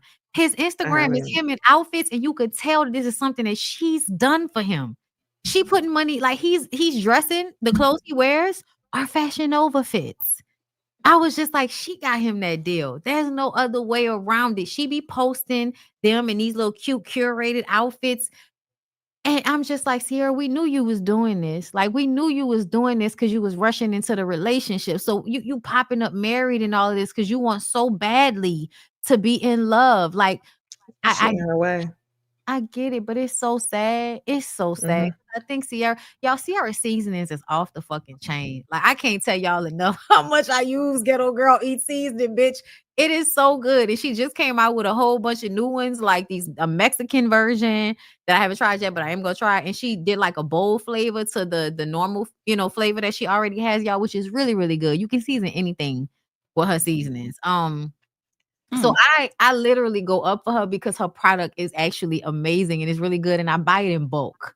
And I don't even like not cooking with it. So yeah, I support her. And as a Gemini sister, like I support her. So I'm really like sad that she's one of these women that it's like, how long you gonna wait before you see yourself clearly and realize that it's not worth it, bitch. Get a little friend that you can rely on for some dick, some good girlfriends, and a hobby. Like, everything ain't got to be love and marriage. And now you giving your life over to somebody, what? So you cannot be like your mama? Because that's what I feel like is happening. Like, did your mama never get married? So now you want to just keep getting married to niggas so you could prove you valuable to somebody? Bitch, you valuable to yourself. Like, please stop. Dang, Sierra. I hate that for you. But I'll be glad when you find out, though. I'll be glad when you learn. Hopefully sooner than later. Yeah. Hopefully she just be with herself. Go ahead, Jamie. Finish. Oh, no. I was just saying, hopefully she'll just be with herself after this and stop trying to be attached to somebody. And that's the reason why I be feeling like when you're doing these shows, stop bringing everybody up on your brand. Stop bringing these men in on that. You know what I'm saying? Like, you got him a Fashion Nova deal and all of that. You're doing exactly what it is that he wants you to do. Now that I'm learning that he's not that interested. I don't know. It's just sad. My daughter love him. Paris love him. That's his daughter. And there ain't nothing like a prison bitch that'll be trying to force love between a child and some nigga they ain't never met in person before. But I wanted to say something before we move on from her, because Carly Red is annoying me. I don't really think Carly Red genuinely gives a fuck about Sierra. to me, last episode when it came out in front of Yandy, she seemed like she was kind of like, like, look at her. I think that Carly is jealous of almost every woman that she is in the vicinity of. And I think she's jealous of Sierra because Sierra has that business going for her. Because ever since Sierra came on the show, now Carly got all these businesses. Y'all remember Carly had no motherfucking businesses. She was on this show for all them years and ain't do shit. And then finally, when Sierra comes on, and after a while, now you got restaurants and bistros like everybody else, and She that's had that one boutique because she was competing with Rashida at one point. Remember the one out there? yes. And I that was surprised about that. Yeah. And when Carly was consoling her, Carly made the entire thing about what she could do for her. Instead of like actually saying, I'm going to be here for you, let me know what you need, and leaving it at that, it was like, oh, I'll take you wherever you want to go. I'll pay for a flight. I'll book the hotel. Like, it was given like, bitch, I got money. Let me trick on you real quick. But it's a Marlo thing. It's I'm going to do this for you so you can do something for me on the back end. That's what it is. It's straight up transactional and manipulative. And I really don't like it because I feel like I could tell that Carly don't really give a fuck about Sierra. And when you really down like that, like, to me, Sierra is like, genuine as fuck. Like, I don't think she knows how not to be genuine. Like, she don't know how not to show up as herself. This entire time we've been watching her, the fakest thing about her is what she's done to her body. But essentially, whatever she's going through, I think we're getting a honest version of it. She do the most. She is overreactionary, but essentially, I don't think she bullshits about what's going on in her life. And I do think it takes a level of I don't give a fuck to tell us that you on here taking pills and drinking and doing all of this shit. Like, it makes you look really bad. So the fact that will she also say, I think that's why her and Nene podcast didn't work out. Because when you watch the podcast, she was on there rambling. It was a lot. She was leaning. She was and leaning. Looking back, I also wouldn't let her talk sometimes too. I was like, I don't know if this gonna last here. I felt like Sierra was doing a lot of talking. I felt like I was like, Nene. They was both hype. I'm just like, whoa, the way she used to clock in her face all the time. I'm like, oh God. Yeah. Yes. And another. I'm like, okay, Nene. Sierra was like, you're so amazing. You're a fan. I mean, I'm a fan. But that's basically all it was. But yeah, no, I'm worried. I ain't gonna because to me, when you are down bad like that on a reality show, that means you're really down bad because you're not even protecting yourself from people seeing it. Yeah. That's what I mean. And then here Carly come with the, oh, I'm gonna be there for you. And it's really so she could have somebody to tape with. Because she is kind of like, every time she get caught up with another nigga, she kind of drizzles out and loses her relevancy on the show. And so I think trying to act like you give a fuck about Sierra is a way for you to have a place on the show where we really ain't been seeing you because you've been having all of your shit going on. So yeah. I also wonder if Carly's acting like this because her marriage didn't work out, so she probably doesn't want Sierra's to work out because they had the joint engagement party, right? Yes. Carly got married around the same time. They did. That's another competitive thing that Carly she can't have that baby, right? Carly, remember they did the IVF, so they couldn't even move forward. So I think Carly is jealous, kind of enjoying this a little bit. Some type of glee. But she ain't the only one going through it. The next thing I wanted to talk about on this episode, really didn't want to talk too much about Jock and Kendra because we kind of talked about that in real time. Whoop-de-doo. Like, what about it? So I did want to talk about Rashida and Yandy at the end of the episode, though, because we'll do how we did it last week. You remember who y'all think won the battle between Rashida and Yandy when they met up at the restaurant talking about who is the queen and king of not only Atlanta, but Love and Hip Hop franchise, like Rashida said? Nobody won.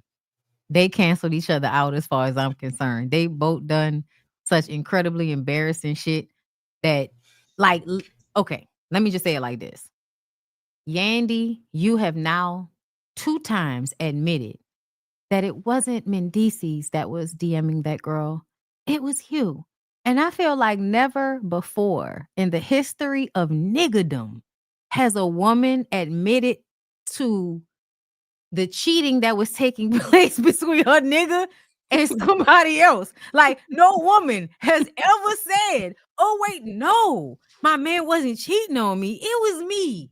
It was me cheating on me. It was me cheating on me. Girl, he didn't do anything to me. Yeah, I'm sorry. Yandy said that shit twice. Even after the fact that she reiterated after this came out about her, and then Mendices has been doing all this weird shit. And she still said to Jessica last episode that it was me. I did hit her up. My husband don't know your needs. I was like, Yandy, not you still sticking to this. And so even though Rashida, bitch, you could never be the queen or the king or anything but y'all house. I feel like essentially when I'm really looking at it, Rashida at least is honest about how she has decided to betray herself. The way Yandy was over talking, the way Yandy had that weird ass red hat on that wasn't an A for Atlanta, but an A for the Angels. Like her whole persona was, I'm performing hood girl for you right now. I'm about to come and perform hood girl for you, Rashida, so you could back up off of me. But essentially, you over talk Rashida, and then Rashida is not a good arguer. So Rashida lost because you can't fight. Then you lost because, bitch, your life is just as embarrassing. But essentially, I'm sorry, I'm not letting Yandy off the fucking hook. Bitch, you did not admit not one time about anything anybody said about Mindy. Saying, if that's what you say, and if you can't even admit after your nigga voice notes came out, if you can't even admit it, you're not winning no arguments with Rashida that will happily tell you, yeah, bitch, that nigga did all that shit and I still ain't going nowhere. Also, I think Kirk also helps provide stability financially in a way that Mendices doesn't. And then also, Yandy, you're not even really married and Rashida is. So you're really winning on no front to me. Thank you. I know people thought you did because you overtalked and all of that. Yeah. I felt like there were two birds chirping in the mirror for me. I don't feel like nobody won. I feel like Yandy die and lie on a heel Smith is very much so and has always been full of shit. But I don't know. She got some loyal fans or whatnot. She looked crazy. Like, I don't know. I mean, I feel like they both look crazy. Y'all over here arguing with each other when y'all should be arguing with your men. Like, I feel like your men the ones that got y'all out here looking crazy. And I understand that Yandy may feel like, she started, not feel like, that's what it is. She helped. She was very instrumental with the Love and Hip Hop coming along. But don't act like you that girl like that for real, because and Rashida, you can't either, because it was so many other instrumental people that played a role in Love and Hip Hop to make it what it is today, not just y'all. But Yandy, don't act like you that girl either when it comes to Atlanta, because when they brought you down here and tried to center the show around you and Mendices, the audience wasn't fucking with it. Like, we didn't care about the storyline and stuff that y'all were trying to push. So now it does kind of make me question, are y'all like, is this a scheme that all four of y'all set up to come to us with the BS for y'all to really be going at it with each other? Because Kirk sat in that interview and said that they trying to come for us because we making the most money. I could see them potentially making a lot of money right up there with Scrappy, because Stevie J and Jocelyn ain't there no more. And they may have given us a bigger storyline than Scrappy has once upon a time. So I could see them making more money. So, I mean, is it possible that they wanted to come and knock y'all off y'all square just to, be where y'all sitting? And the reason why that makes me question if he was telling the truth a little bit is because, again, y'all came down here and already having a Kirk and Rashida and whatever else they had, they tried to center this show around Yandy and Mendices, and it was not working. They had to reset the drawing board. So I don't know. I'm just a little confused, but I feel like everybody on a little bit of an even playing field, aside from the fact that, Yandy did help with bringing Love and Hip Hop to the people. And I really hate that out of all the shows, y'all canceled Love and Hip Hop Hollywood. Like, that one was better than all of the ones that y'all have ever agree. Like, Love and Hip Hop Hollywood was so good. California probably had the strongest regulations on COVID. Possibly. Atlanta's in the South. They probably had more lax, laws. at the time. If I'm thinking about how a blue state like California would have been like locked down more immediately, would have put more, things in They place to were. stop people from joining in large groups. In New York, same way. The blue states are gonna be like, yeah, nah, we shutting it down. But Atlanta, Georgia, child, please kill yourself. Yeah, I wonder that's why they how it never was brought in us here. Houston. Love and Hip Hop Houston. Well, you remember they started to, but then when they started filming, it was like a shooting or something. I It was was a about to say shooting in the somebody brother club, got killed. and they canceled it. Why Yeah, was a Yeah. like they shooting? started to film for it, and then they just was like, "We calling it." They was like really getting down. They wasn't acting. Really? Yeah, That's that why makes they sense. can't. Because I'm like, a fight shouldn't have been enough. Like, what else happened? So that makes sense. Okay. That's why they can't have no show here. Like that. That's why you can't have a show in New Orleans, because somebody's gonna get shot. I think when they tried to do the situation with Black Ink Crew, I think they like either shot or stabbed somebody. Somebody. Yes, I because they were forgot gonna do a different location. Yeah, what city was that? In New Orleans. Okay, yeah, it was several times they tried to start something up like that. Man, I remember. Would y'all want to Um, see Black Ink Crew again? Like, y'all think they should bring that back? No, yeah, I would watch it. You know Really, I what? would watch it. not with the same people. I would need a whole. Yeah, no, not the nother- same people. I would Let's watch talk about it. Chicago because it got to a point where I like Chicago more than New York. Nah, Oh, when yeah. I think about it, by the time we got to the end of it, Ryan didn't want his actual tattoo parlor on the show. So it was Charmaine and that fake Right. made up shit in Chicago. LA, they actually had a real situation going. Like, oh my God, I literally just saw Voodoo Doll pop up on my timeline on my For You page on TikTok, because she's talking about her childhood and growing up in a cult. And now she's talking about how not only did she grow up in a cult, but her mom and her grandmother grew up in cults. So like she's adding on. Regeneration. Wow. Because Yes. she was trying to break out of that when she was on the show, right? Yes. Yeah. Yes, they had a scene where she went to the house and all of that. And Mhm. because she hypersexualized herself as a overcorrection. Mhm. The autonomy thing, boy, that and also, like, I firmly believe at this point in life that for women, sexual expression is a way of finding yourself if you are on that journey. Some people really are using their coochie like a dish rag, like the girls down in Miami, Mm. Mm. flowing them on Love and Hip Hop Miami. They use their Mm. coochies in war and stuff like that, and I think that's just nasty. To fuck your enemy's nigga, that's weird. Yeah. But like, I feel like, yes, through like sexual expression and figuring your coochie out, I do feel like there is freedom in that for women. So with her, it kind of makes sense as to why she was kind of acting like a hoe when the Mm. show was on. So I wanted to really go. that bad. Oh, my bad. Go ahead, Lisa. It's okay. I wanted to go against the grain when it came to Rashida and Yandy. Mhm. Low key, I want to say Yandy. Not Yandy. Rashida won. Rashida won.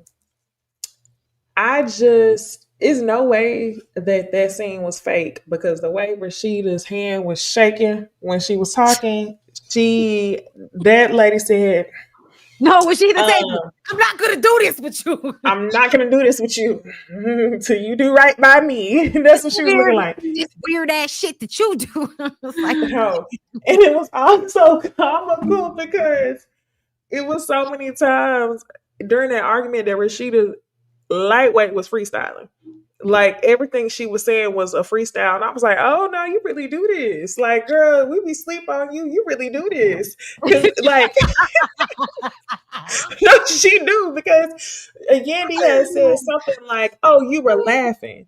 And Rashida was like, yeah, bitches is funny. Bitches is funny. And she was like, when she was talking, I was sitting there like, what about when she girl, hit that? Yeah, I got bags because I'm tired of your ass. Weak. she said, because I'm tired of hoes like you. I was like, oh, you really do this. Like, Rashida. My Okay, God, and today. then it She was a told part you. where Yandy was like, yeah, you mock everything I do. And Rashida was like, mock this, mock. Like, she was doing wordplay the whole time. And I was like, oh, bitch, like, we need to so put much some respect on bleeping. Not Rashida. Rashida done got herself in a rap battle that ain't nobody rapping.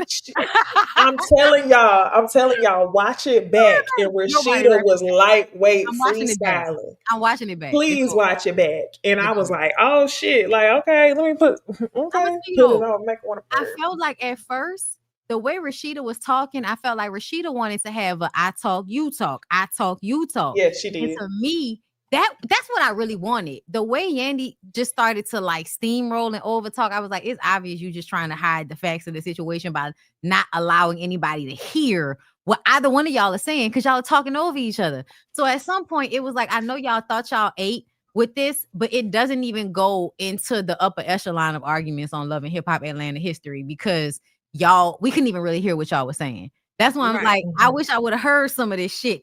That because it was a lot of bleeping, but they were over talking each other. But no, like Yandy, your shit is new.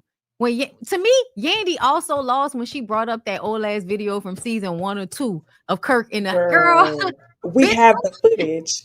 No, but literally, she is the most like Rashida told no lie. She is literally, and this is the reason why she won for me because Rashida is not delusional.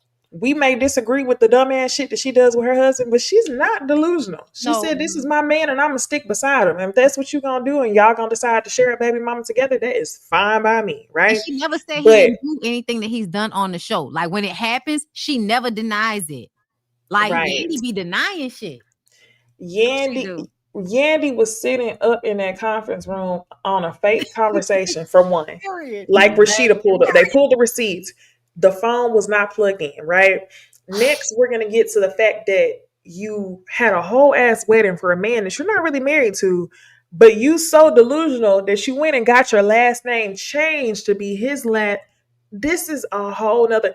And then lastly, you're going to come to us with the it wasn't him that was cheating, it was me that was cheating on me. So when you're dealing with somebody like Yandy who is mentally unstable, like by default, I'm gonna have to give Rashida her props, even if it's gonna be I'm gonna stick beside him because it's like, girl, at least you know what you're doing. Listen, we know I'm gonna just stick beside him. We low key respect.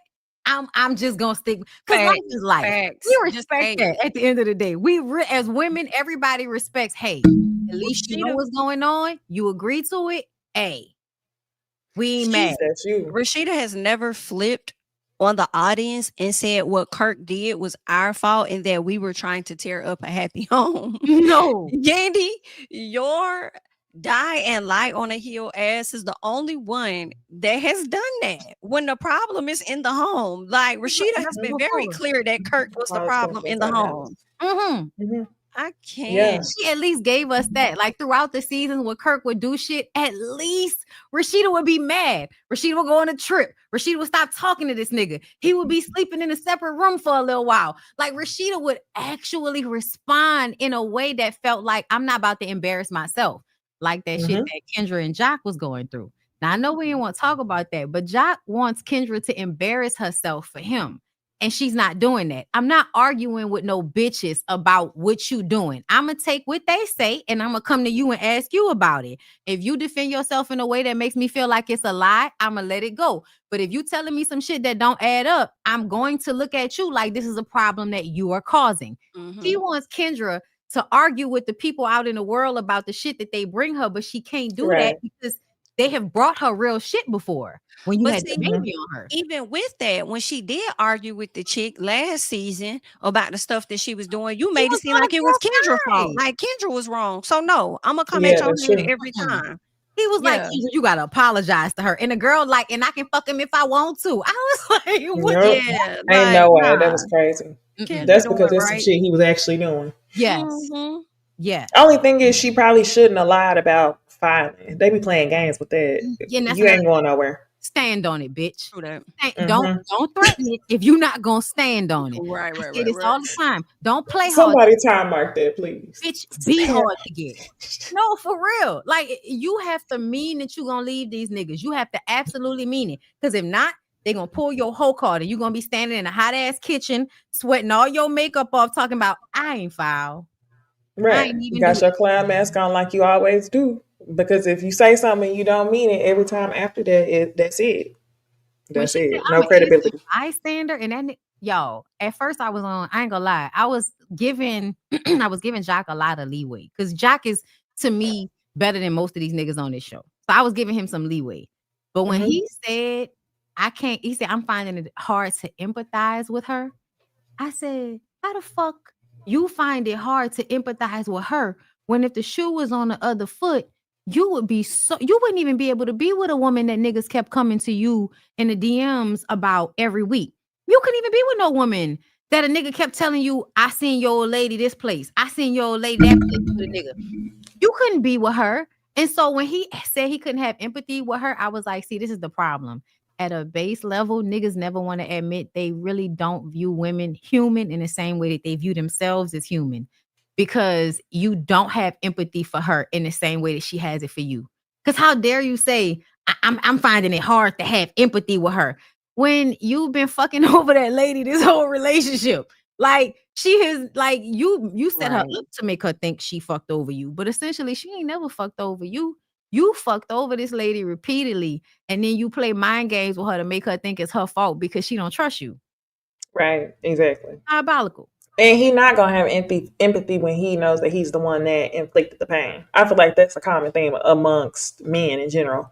It's very rare that they could be like, okay, I did this, so now I could feel bad. But if you know that you're the one that inflicted the pain, it's always gonna be like, oh, she doing too much, or like, yeah, I get it, but so I think that's where he was coming from. Yeah. Mm. But Okay, that eye under his eye, that's another reason why I'm like, girl, you too pretty to keep letting this nigga play with you. He got that bump under his eye. I'm like, nigga, go get that shit removed. Put some sunglasses on. Stop looking at me with that shit under your eye. Y'all ain't But seen he knows she a catch too. Yeah, I saw it. And he listed out all the reasons why she was in this episode. He was like, when you have a wife that's a lawyer, and she was like, I'm a lawyer, a realtor. Da, da, da, da, da. I was like, damn, Mm. I love that for her. I But wish she knew. I wish she knew. Because then she would be like, no, nigga, I will leave you. I will file. We can divorce tomorrow. Because who the fuck are you talking to? I ain't fuck nobody on you. You fuck somebody on me. Tell these hoes stop talking to me. Until they stop talking to me, you going to have to explain yourself because you was a hoe. If you wasn't a hoe, you wouldn't have to explain yourself to me to this level. But you do. So deal with the consequences or get the fuck out my face. Stop screaming in that nigga face and mean it. yeah, He ain't going to go nowhere. He old. He don't want to be with nobody else, girl. He don't want to be with nobody he else. don't. And he said it so many times. And you let him He pull said- your card when you really could have pulled his. Like he ain't going nowhere. That nigga old. Yeah. Mm. All right. Speaking of niggas not going nowhere, let's get into Love and Marriage Huntsville. Mhm. And who I want to talk about that's not going nowhere is Ken. Oh, girl. Girl, did you see them online today? No. Oh, you talking about when he said people were talking about us, but we sitting around doing blah blah blah. Yeah, and you saw Marquez respond. Please cue Viola. No, I didn't see Marquez. Girl, Grab my Marquez. bag and walk out. Like, Boy, boy, they go was ahead. going back. I'm gonna say this to you. They was going back and forth in the fucking comments under the post, child. No, send it to me. So, okay, send it to me and I'll pull it up. But to get into the episode, Ken had a meetup with the men and he's sitting there talking to them and he's like, oh, well, I don't know. When she get out of this marriage, I don't know if I'm gonna be ready to be with her. And to me, it really irked me because I'm like, you know what? This is the behavior that I be talking about amongst men when it be very, and I no disrespect to Ken specifically, but it be so feminine for men to sit around other men and say things to try to gain respect. Like, Ken, you know you're not leaving, but you also know that these men give you a hard time for being with a woman who's married.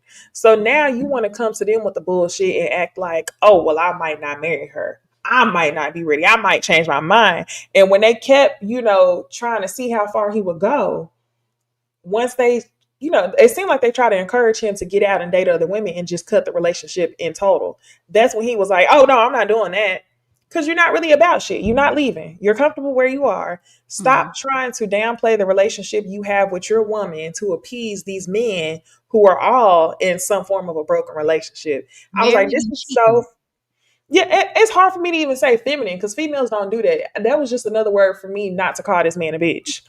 That was just another word. Females don't even do that. But yeah, what did y'all think about Ken trying to impress the other men by saying that he wasn't gonna be there for Trish possibly whenever she actually got divorced? I just thought it was interesting. You spent all that time trying to make Marquez the problem, not saying that he isn't, but part of the problem was Trish, and you knew that shit the whole time. I kind of slick feel no ways, The only thing that I will say this, the best part of Ken that I do like is his friend Will, because Will is the only nigga that sit up there whose name is at the end of the alphabet, and I just feel like he the most level-headed nigga that they got around. Everybody else is just foolish. I don't care if they get married or not, but what I care about is Carlos auditioning other people in Huntsville, because it has to be more that you can bring to the people. Please go to the edge of Tennessee and find more folks and allow Ken and her to go and continue to lift weights in their garage. Please. My Okay. God, today. I don't disagree with you, my sister. Okay. But I do want to say one thing that I don't like, and I'm including Will in this, him in his plats. I don't I don't like that I feel like they're trying to Russell Wilson this nigga. Like she got a problematic baby daddy, so you should just drop her because niggas shouldn't have to deal with women who got problematic baby daddies. I don't like her. Let me be clear. I don't like Trisha. I think that she ain't moving the way I would move as a woman. I would never stay married to that narcissistic, disrespectful, light-skinned, freckled nigga that keep trying to like make your life miserable just because somebody else wanted you after he left you destitute. I wouldn't still be married to that nigga. And I would be brave enough to say, hey, Ken, I'm just getting a divorce and I like you and I like living with you and I like our arrangement, but I don't want to get married to you immediately. So you can either be with me without marrying me or you can get the fuck out my face. And I would be comfortable figuring it out on my own. So I'm a different type of bitch. But what I will say is, in general, we hate stepdaddies. I don't like that. And I think on some level, that's what they're doing to Ken. This collective bullying that certain women don't deserve men to protect them or fight for them or go hard for them. When I really take a step back, even though I don't like Trisha, I think whatever happened between Trisha and Marquez is a product of them being young, but I think Marquez is a narcissistic dickhead. And I think he's a tad bit slow. And I think he likes to engage in like arguments to suck energy from a person. So when you leave that lady, first of all, you said that you knew after year 1 you ain't want to be with her and you stayed with her for 10 more years. And then when you did leave her, it was after her whole family had died. I think you're an ain't shit ass person. And I think that when you come back and you try to say that she's harmed y'all kids, when she didn't leave them, you did. Regardless to whatever happened, you've been gone and she's been more accessible to her children than you have been for the past 5 years. And you come back and try to tell her that she's the worst mother ever. And then you also trying to like fight a man that you know you scared of. So in general, I think you just a bitch ass nigga. And so I enjoy the fact that somebody is there to check him and to punk him, because I think men like him do the most with women because they're women. But when a nigga is there that would beat your fucking ass, you running out the door like a hoe, even if you talking shit on the internet. So I don't like and I don't respect men like Marquez. And even though I think y'all basically trying to call Ken the type of nigga that will fuck with a woman so he can get close to their children, I low-key feel like y'all. Who said that? I'm just some of the things that people have been insinuating about Ken, I don't like. Like they insinuate that he's abusive because he might be controlling. But they also have been insinuating, why do you keep getting with women who have kids and then trying to claim their kids and you can't have your own? Because he probably can't have them, like Marquez said, if that's true. But damn, I didn't know they took it that far. No, I do feel like there has been some insinuation. Even if people aren't saying it, like they keep insinuating there's something inappropriate about him playing a father figure to those kids. And that's why I feel like that's inappropriate. I think that he has savior syndrome. Oh yeah. Complex. Sure. 1,000%. I think that with Trish being with a narcissist for so long, if she's not actually doing the work, you got to keep in mind that, like, for her to choose to be with a narcissist at a young age means that she was somewhat probably groomed by a narcissist. When I say groomed, that does not mean sexual. No, I just mean that her experiences with people, maybe a parental figure, was probably narcissistic.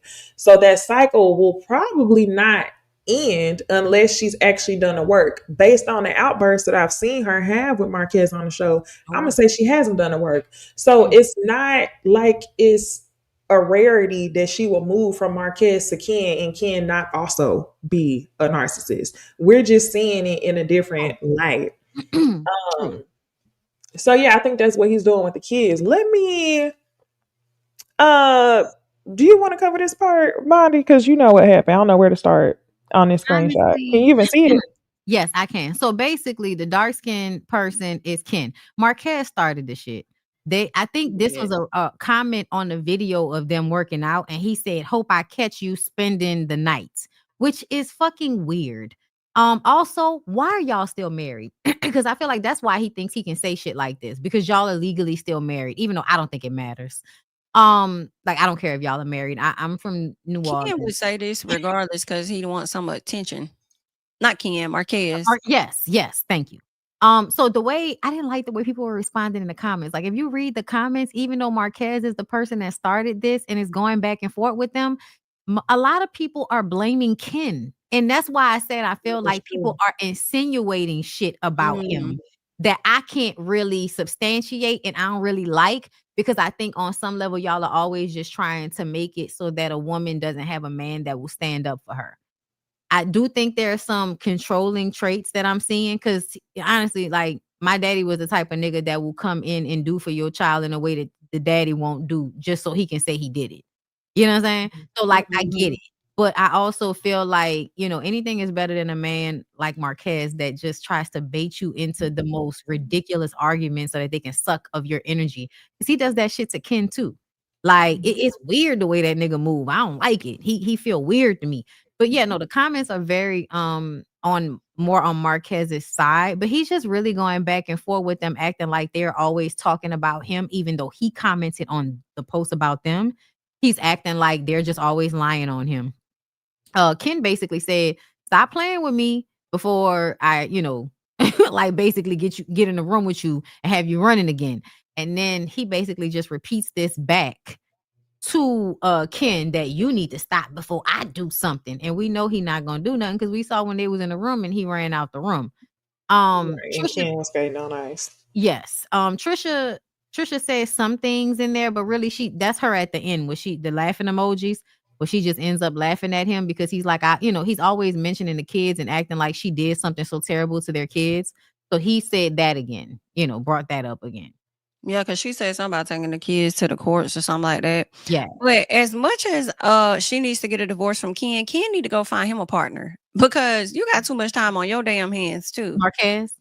I keep saying Ken, Marquez. Yeah, Marquez. Go find him a partner. These niggas is crazy.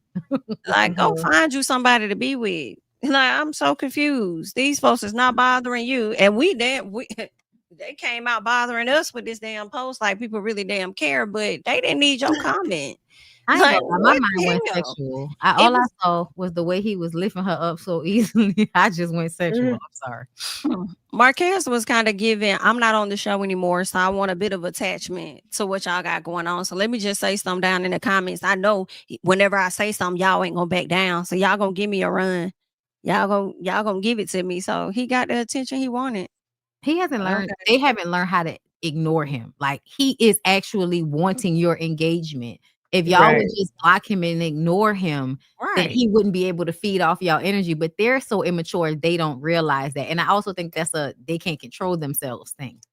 And Ken wants the engagement because he wants an opportunity to look like Captain Save a Hoe. Not that she a hoe, but you know what I mean. Yeah. Okay, so let's talk about Martell and Marceau when they met up with the men. I cannot remember. Dog. I know somebody in the comments, Marceau said something that was such a fucking key. I can't remember what he said. He said something to Marceau. His dog. It wasn't that. He wasn't his what was it? He was like, yes, yes, dog. No, it was what Jamie just said. When Martell said you were supposed to be my boy, and Marceau said, "I'm not your boy." And I was like, "Oh, boy." He said, "I'm not your fucking boy." Like I'm not your fucking boy. Like we are not friends. Like we ain't never been friends. I was like, and you could tell Martell was low key shook when he said that. I don't care what you say. Martell's feelings is hurt. Oh my gosh, that was you know what? I was like, damn. I have really been enjoying Marceau lately. Yes. This season has been his season. Yeah, He ate I'm up not fucking with Maurice. Marcel. I'm gonna stand on that one. I'm not I'm not. fucking with him, but I've enjoyed him like in the scenes with Maurice, and then in this scene with Martell, I am enjoying him. Now, when we put him back into perspective with Tisha, no. I feel like Right. Marcel full of shit. About as much as Martell. And I like that Chris Fletcher kind of clocked and said, neither one of y'all really Ooh. making sense. And about the money, Let's yes. be clear. When Martell was telling the story about how they started Scope, that's the same story him and Mel told at the very beginning. So why you ain't say something then about, I was a manager at a movie theater, but I own this and I own that and I own this. So yeah, why would you take him up on that opportunity if you were doing so well? And then for you to come up with that comment and say Martell always looked down on you, it confirmed some shit that I said last season. When Marceau told Martell, I'm better than you. I have better this than you. I'm da-da-da-da. Nah, nigga, you always thought, you and Tisha always thought Mel and Martell were better than y'all. They never thought that of y'all, but y'all always thought that of them. Which is why Tisha wanted to be like Mel, wanted to do more of those things that she was doing. And your ass did too. So stop playing. So I just feel like in that moment, Marceau was just reminding me that you're full of shit. You feel like just because you participated in the activities that Martell said you did and you were able to keep your wife, you feel like you're better in a sense. And maybe you are to some people, maybe you are. But at the same time, let's be very clear. That shit was created in your own mind when Martell and Mel only was trying to help you and give you a leg up. And not only did they give you a leg up with Scope, they gave y'all asses a leg up by putting y'all on this fucking show, giving y'all this big old platform as well. So I just kind of feel like I'm not really rocking with none of this shit. I don't give a damn how many jokes he made. That's a he, ha, ha, whatever. I'm not your boy. And it's like, you knew what he was saying though. Like at once upon a time, y'all were boys. That's a lot of what y'all talked about. You advocated trying to see if him and his ex would stay together. Like, let's stop playing. Like, he on some other shit. And I'm just like, you're able to, you're in this reality game now. So you know how it kind of goes and you know how to pander to the audience and shit. We hear a lot of those conversations with reality TV. Oh, they tried to say about Jackie. Jackie knows what to do in front of the cameras. Marceau knows what to do now. Yes. That's how, yeah, you know how to make it. Like, you're charismatic. You have your times that I think you're funny. I might be on your side, but in this moment, Martell is not always right. I always think that Martell be full of shit. But when it comes to Marceau, chances are I'm going to be leaning on the side of Martell more than I'm leaning on the side of Marceau. And I don't give a fuck about nobody talking about, well, Martell said a lot of lies about Mel, so why wouldn't you guys believe that he's lying about Marceau, this and that? All liars don't lie 100% of the time. And even that small percentage when they ain't lying, I'm willing to consider that nigga telling the truth. Because when that man told him, why you ain't fired back? Because here he go, Marceau, I fight fire with fire. Well, where your shot at? Where your shot at? Because I got you more. Don't want to fight. Now you want to change the subject because you ain't ready to shoot back like Martell finna shoot back at your ass. We see you. We been saw you. It's cool. Still funny at times. Yes. And all of that. But let's not rewrite the history that's been there, okay? The only thing I don't agree with, Jamie, is I definitely think Martell thinks that he's better than them. I do. You think that? I ain't Once, think that. I'm gonna tell you why. That's why he's so bitter. Yes. When Kimmy said it, Kimmy said Martell always thought he was better than y'all because y'all ain't shit ass men. So he thought that because he was a better husband and a better father, he should still have his wife even though he was cheating. Them niggas ain't shit and they was cheating. So the fact that they still have their wives, yes, Martell does feel like, how dare you ain't shit ass niggas still have y'all wives and y'all families after y'all was doing the same shit I was doing. So Martell definitely, and I think on some level, the Scotts held over Martell's head that they came from a 2-parent household on some level, even though their pa was in jail and at some point they people divorced. But they still played it like they came from a 2-parent household. Martell came from a single home, but to me, Martell was a more hands-on father and he was more involved with his children in a way that the Scotts were not. So to me, I think Martell felt like, y'all niggas think y'all better than me because y'all had y'all mama and y'all daddy, but I'm a better husband and I'm a better daddy than y'all. I know what the fuck my children allergic to.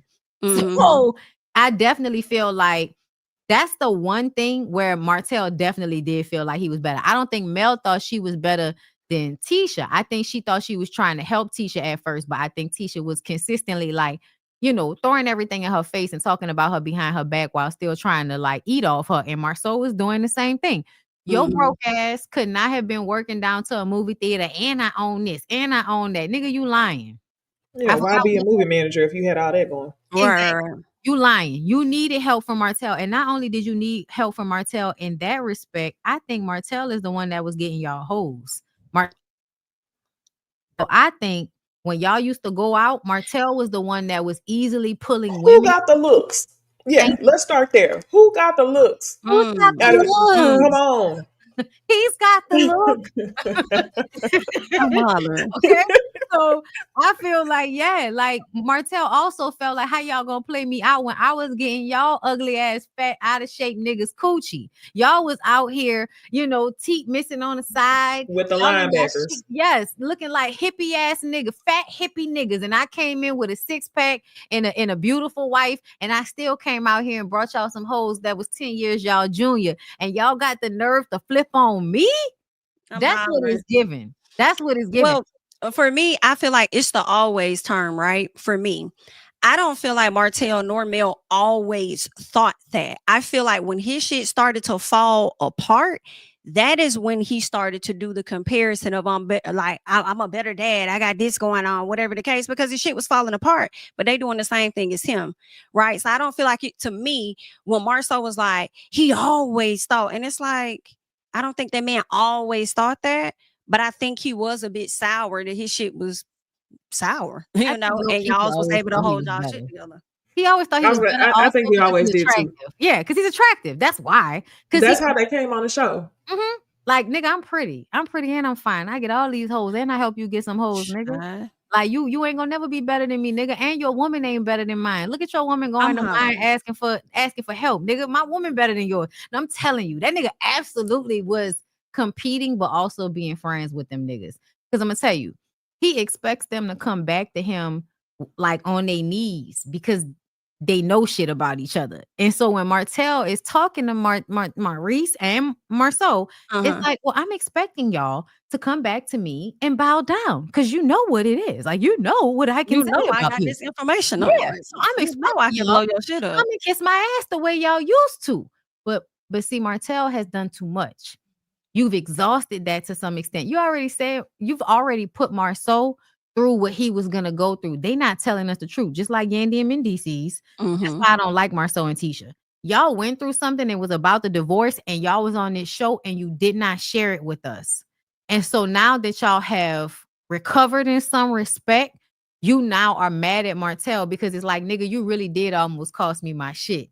You almost cost me my shit. You didn't, but you almost did. So now, not only am I never going to give you the satisfaction by admitting it, but I'm going to rub it in your face that my wife's still with me, and my wife look good too. My wife look better now than she did back then. You know, because Tisha look good. Tisha does look good. Motherfucker. And I do believe that because, and this is why I don't really fuck with Marceau. The way Marceau allowed for Martell to play with Tisha and didn't like try to put hands on him, like as soon as he started calling your wife a hoe, I don't give a fuck what you talking about. That's the moment where you need to be running through niggas to get your hands on him, whether you're gonna get. He should have put when he said, "I saw you fuck of such and such," and she said that was in college. I wouldn't have gave a damn if it over. That was the moment. That's how you know whatever heat Martell got on him is legitimate. Yes, because you didn't even want to fight him. Whatever the interview, okay, that's a real soft play. He didn't do enough. But whatever Martell got on you is true. He's not lying. Because of the fire back. Instead of him immediately trying to defend his wife, he fires back with something about Ariane. And then he texts Martell later and said, well, yeah, I could have potentially been wrong. Yeah, I could have got some information wrong or whatever. And I'm like, okay, so you confirm you just say shit in the middle of scenes to get the fire off your ass. Mm-hmm. I would have fought that nigga. I would have fought that nigga and went to jail. I would have fought that nigga and got my ass beat. But me and that nigga would have fought after he said that shit about my wife. Like, I'm sorry. What I'd like to compare it to, yeah, that was crazy. What they did in that scene was, you know how you be outside. If you see a wild animal, they're like, don't move. If you move, it'll hurt you. Don't make any sudden movements. And I feel like in that scene, when Martell was doing the most, I saw Tisha, Marceau was giving, don't move. Don't move. We're not going to react. Because if we react, you're going to get into a fight that you know your ass can't win the same way they be doing in wild ass animals. So I would love to see it go where it needs to go, But I will say yeah. this too. Marceau, I think in that moment could have been operating as a man that had some stuff to lose, unlike Martell. So as much as I might want to beat your ass and I can't beat What you your, got to lose that you don't already have a record for? I mean, whatever businesses and Yeah, contracts he may be working on. Man, fuck all that. Huntsville is a I small think it's town. his image. You're already on a Yeah, reality show. You are possibly a that. family man, and that man straight up called your wife a pass around hoe in front of your face, and you sat on that bench and didn't say a fucking thing. And that lady felt so unprotected that she decided Yeah. to get on the internet and say that Martell was gay. That lady felt Yeah. so unprotected by you that she had to call that nigga gay to defend I herself. say herself. the only thing that I think that Marceau has to lose is his image, because the one time he did turn up, one of the times was this episode when he said to Martell, y'all see, I got to pause. Which one? Mhm. Which M? So anyway, when he said to Martell, put the vagina on the table, lay the whole vagina on the table. It's funny because like I just gave that comparison of how he said to Tisha, don't move or he won't bite, right? But in this scene, he was poking Martell. Why? Because he said it himself. Where did it get you? Tisha ain't leaving. I think that Marceau's worst fear is that if something comes up, they're going to have to speak about it on the show. You're not worried about your image to your wife because at the end of the day, your wife know who you are. Mhm. You don't want to have to discuss this to the masses. So I think that that's the only thing that he has to lose. I mean, you could be right because now I'm thinking about that last altercation him and Marcel got into outside of Destiny's spot. I'm like, I mean, did he have anything that? Because I mean, that was worse.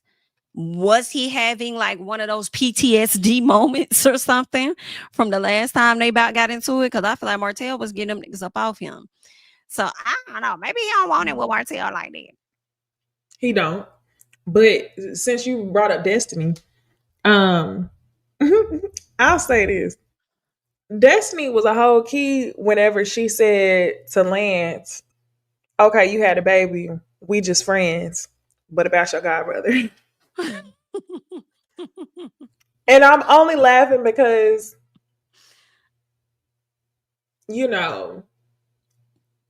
I was kind of here for it.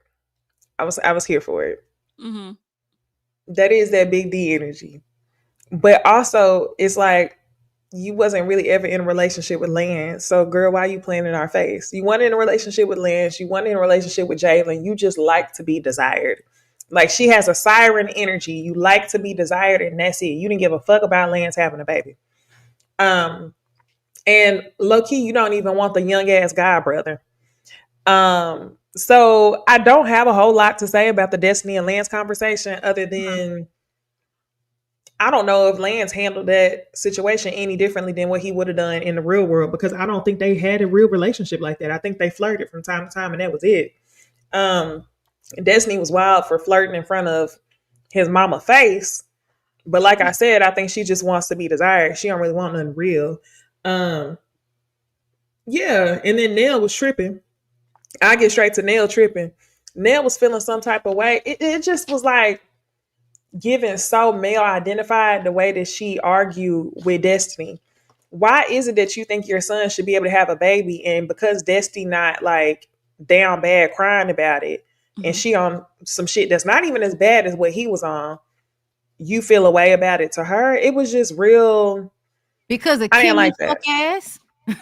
Yeah, because of Kimmy. She tries to overly be too involved in people's stuff, but don't want nobody in her stuff is what kills me. But can I also say this? Lance don't make no damn sense either.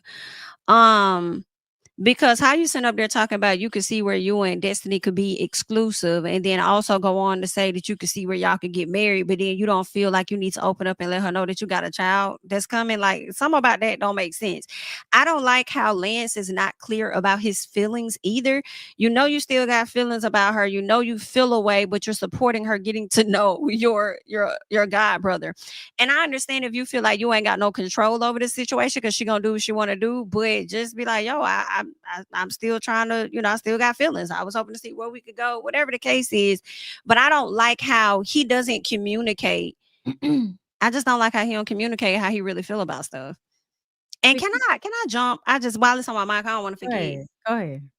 Maurice, baby, why the fuck you over here telling this man to have a vasectomy and you went and got a vasectomy? And I don't even think Kimmy is at the age where she can.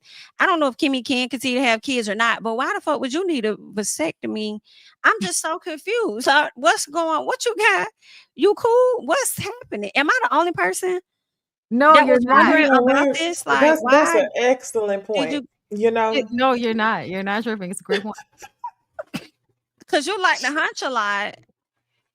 6 I girls in a can't. day, But apparently. clearly, it's not Kim. But Kimmy ain't going nowhere either, so it don't matter. It don't matter. I'm done. I was gonna say that Lance is a bitch. That's that Lance is a bitch. Like Lance is scary. Like when I say a bitch, I mean as a man, he is scary. You're scared of getting your feelings hurt.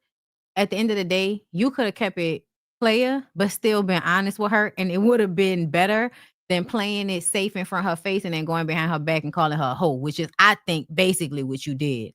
You told her to her face it was all well and good, and she was in the right because you didn't keep it P with her, but she kept it P with you.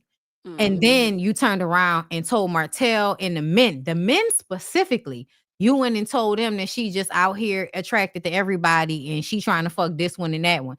I don't, that's my homeboy. That's my first. It went from my homeboy to my god brother. Like y'all just kept adding severity to the relationship to make her look worse. And y'all don't even know I don't rock with Destiny like that. But I think y'all was trying to slut shame that lady for dating a person and not being monogamous to that person, no matter who was in the room.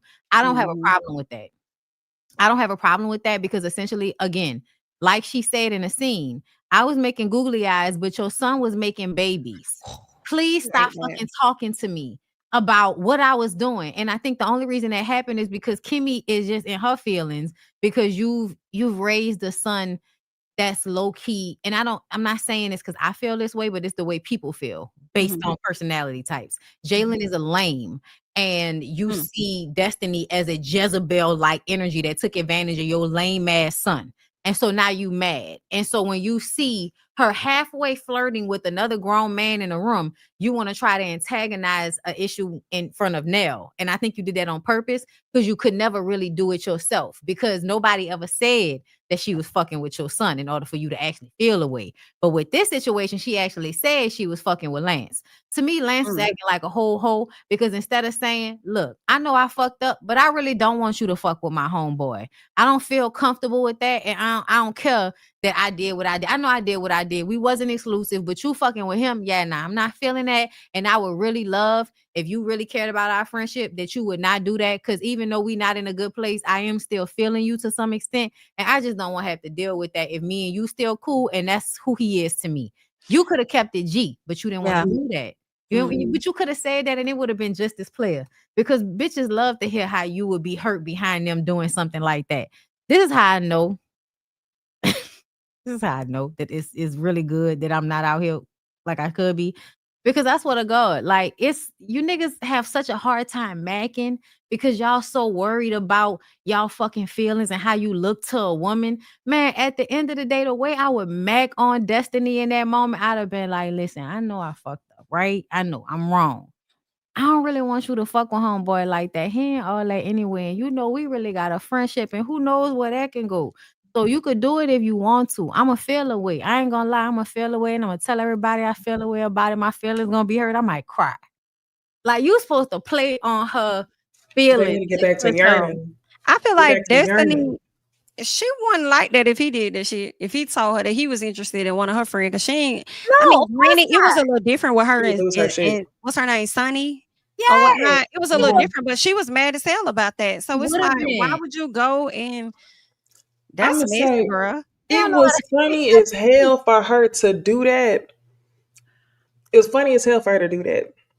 But I'ma say it gets to a point to when the hot girl, I'm an age shame. You get too old for hot girl shit. You do. You get too old for hot girl shit. And that's kind of what it was given. It was very spiteful. Like, yeah, let me talk to your homeboy after this is what happened.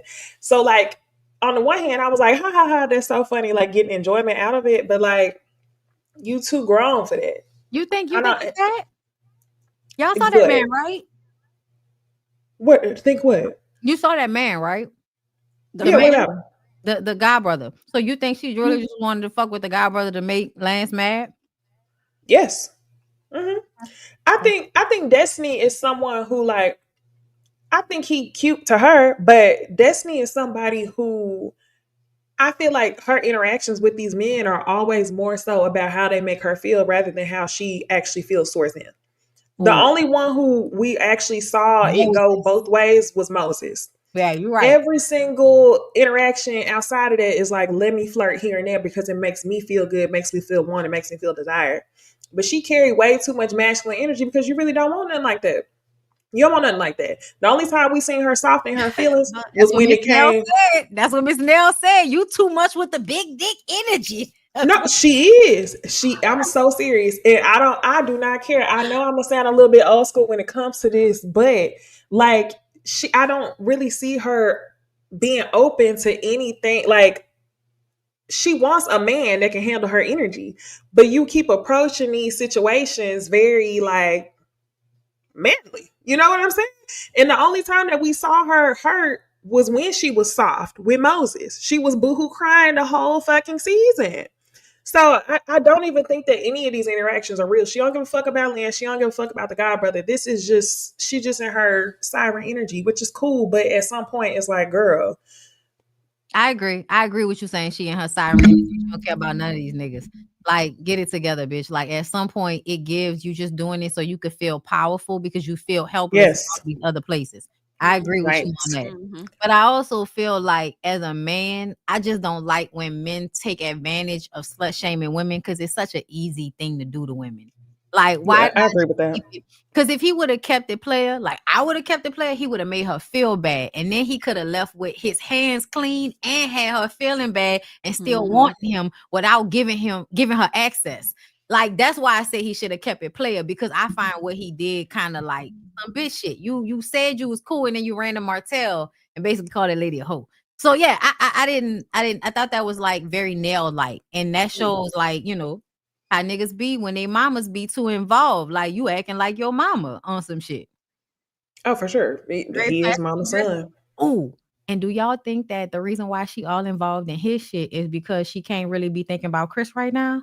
Because to me, I think that Chris is on some I'm about to cheat on you shit.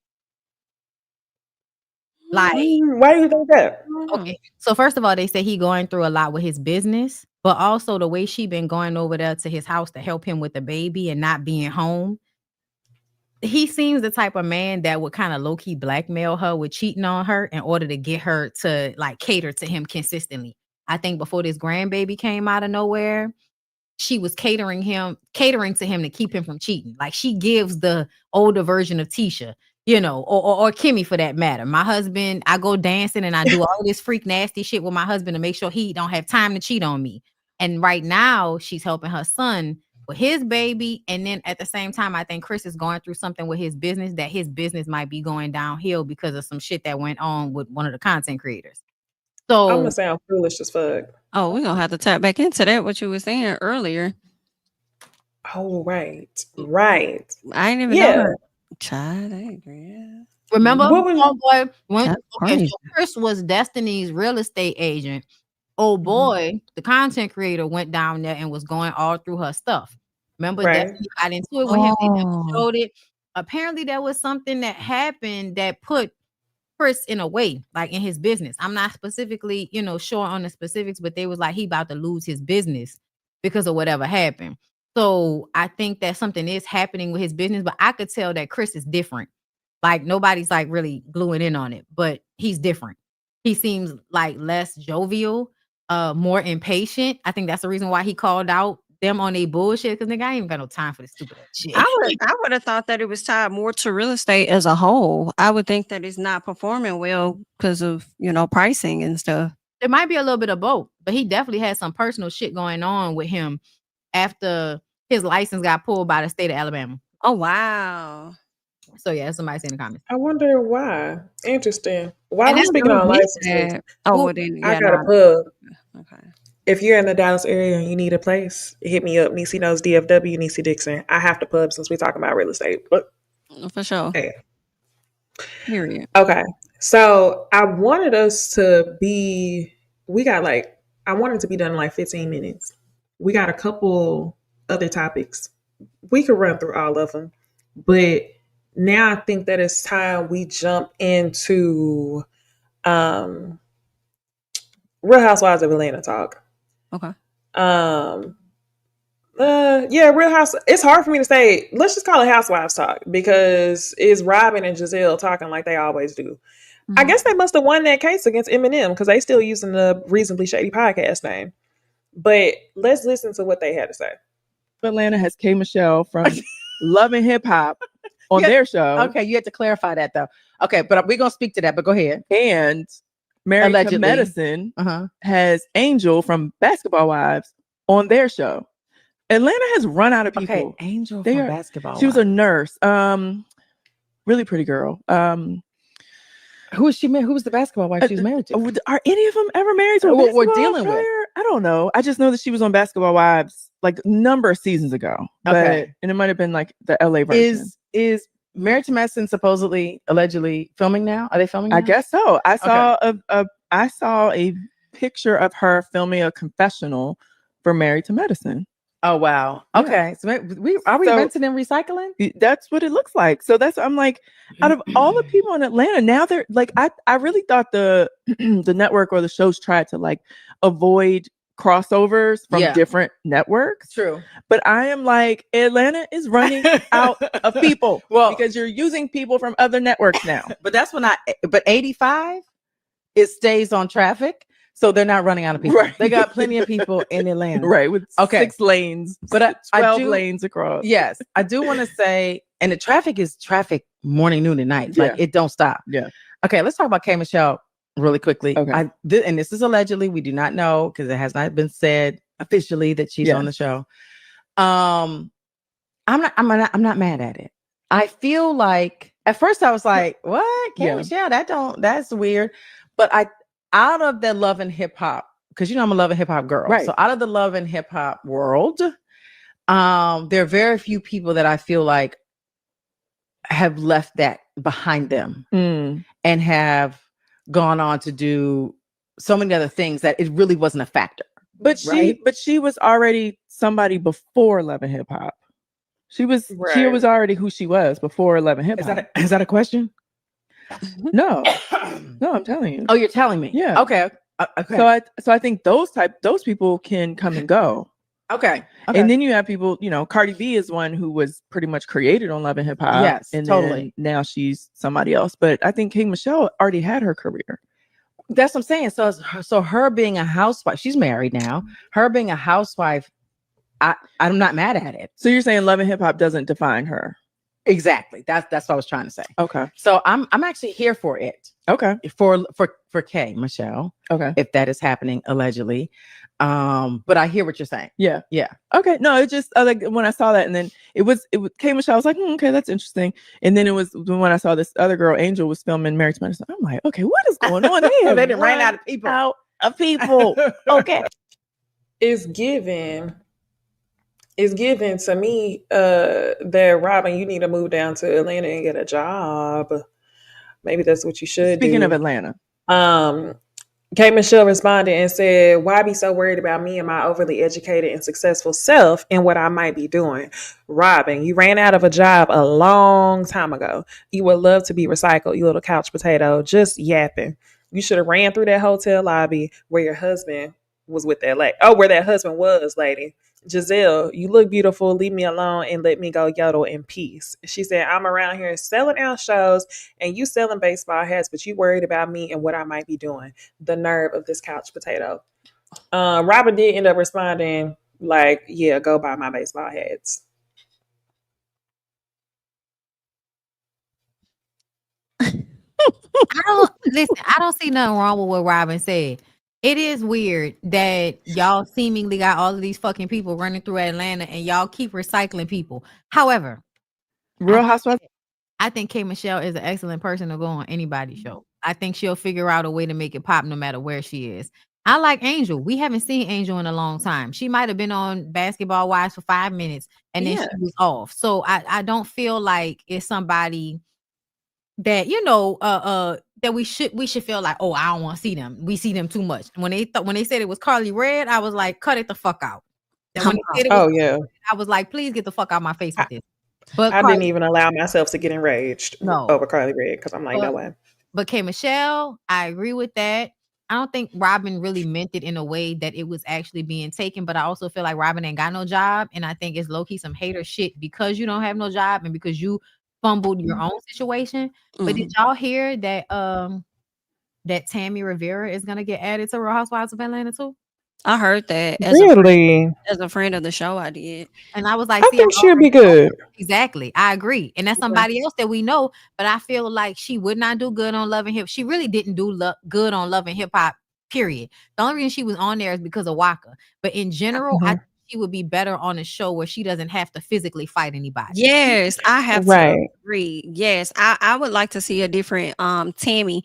When Robin gave this statement, I agree with that as well. I didn't feel like it was really shade towards K Michelle. It wasn't shade towards Angela. I feel like it was more so shade towards Bravo and the production company, right? I ain't got no job. Y'all finna shade y'all. Y'all running out of damn people. Whatever the case is, y'all got 2 new ladies up here in Potomac, but y'all reaching out to previous reality stars instead of actually doing the work to find some raw talent. Why y'all ain't call me back?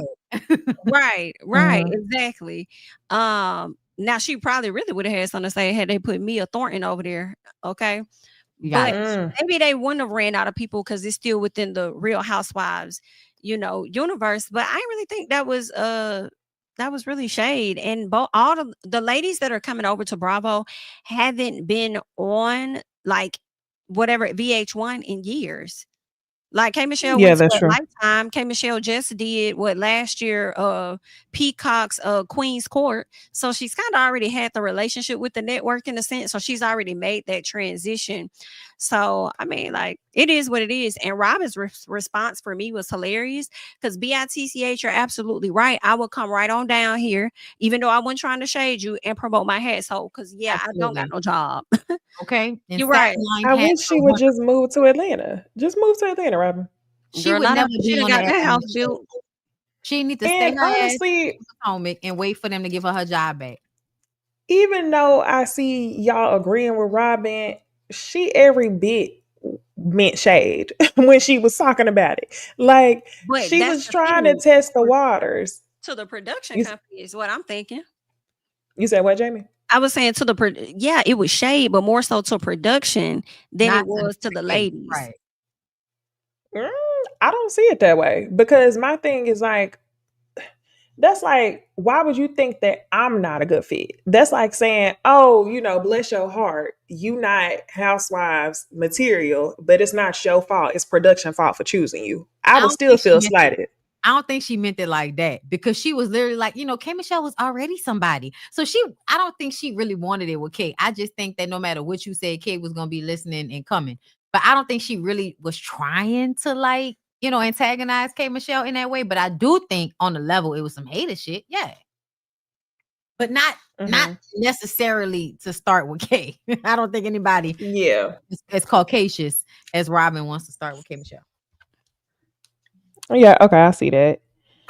All right, so sticking on the heels of some Housewives talk, I'm already prematurely laughing. Well, let's go here. We kind of talked about this in the chat this week. Who the hell is that? That's Angela and K Michelle. Bitch, what they did to Angela? That's AI. That look weird. Yeah, that they did something for sure, but y'all, K Michelle is gonna be shaking the table for this season of Real Housewives of Atlanta because people have been talking. I think you froze, Niecy. About her nonstop. So, and people assume that the tweet was about Angela because they're not following each other. So K Michelle says, if it takes a group plot, a rumor, or a scheme to bring me down when I'm coming in love, you already lost in the game and lost in life. You have to be a sick person to plot and scheme on someone who is minding their business. So 2 things. When I read this, and we talked about this, when I read this, I was like, okay, so this means that Angela clearly schemed on herself last season. Angela was the one who brought the guy into the room and, spread the rumor about herself because they're not following each other. And it might be a reach, but low key, I think I have enough information to come to that conclusion. Like, if this tweet is about Angela, I have to assume that Angela is continuing to try to scheme this next season. That's not to say I don't like Angela. I just think that I think she's a great cast member. I think that she's an OG Housewives fan, and I think that she knows how to move on the show. And maybe it's just not working with K Michelle, and she's clocking it. On the latter half of things, this could be a reach because K Michelle just joined the cast. So maybe her and Angela don't know each other like that to be following each other right off the bat. But who knows? Right. What do y'all think? I also wonder if the person behind this page may have a bit of insider tea enough to post this to give people an inkling that this is who she's talking about. But I feel the same way as you. Like, if we watch this season and see that these two are beefing and it was given plot and scheme, it's definitely going to validate things that I've said before about me questioning whether or not Angela did do that, pull that stunt on herself. But we'll see. Okay, so here's my thing.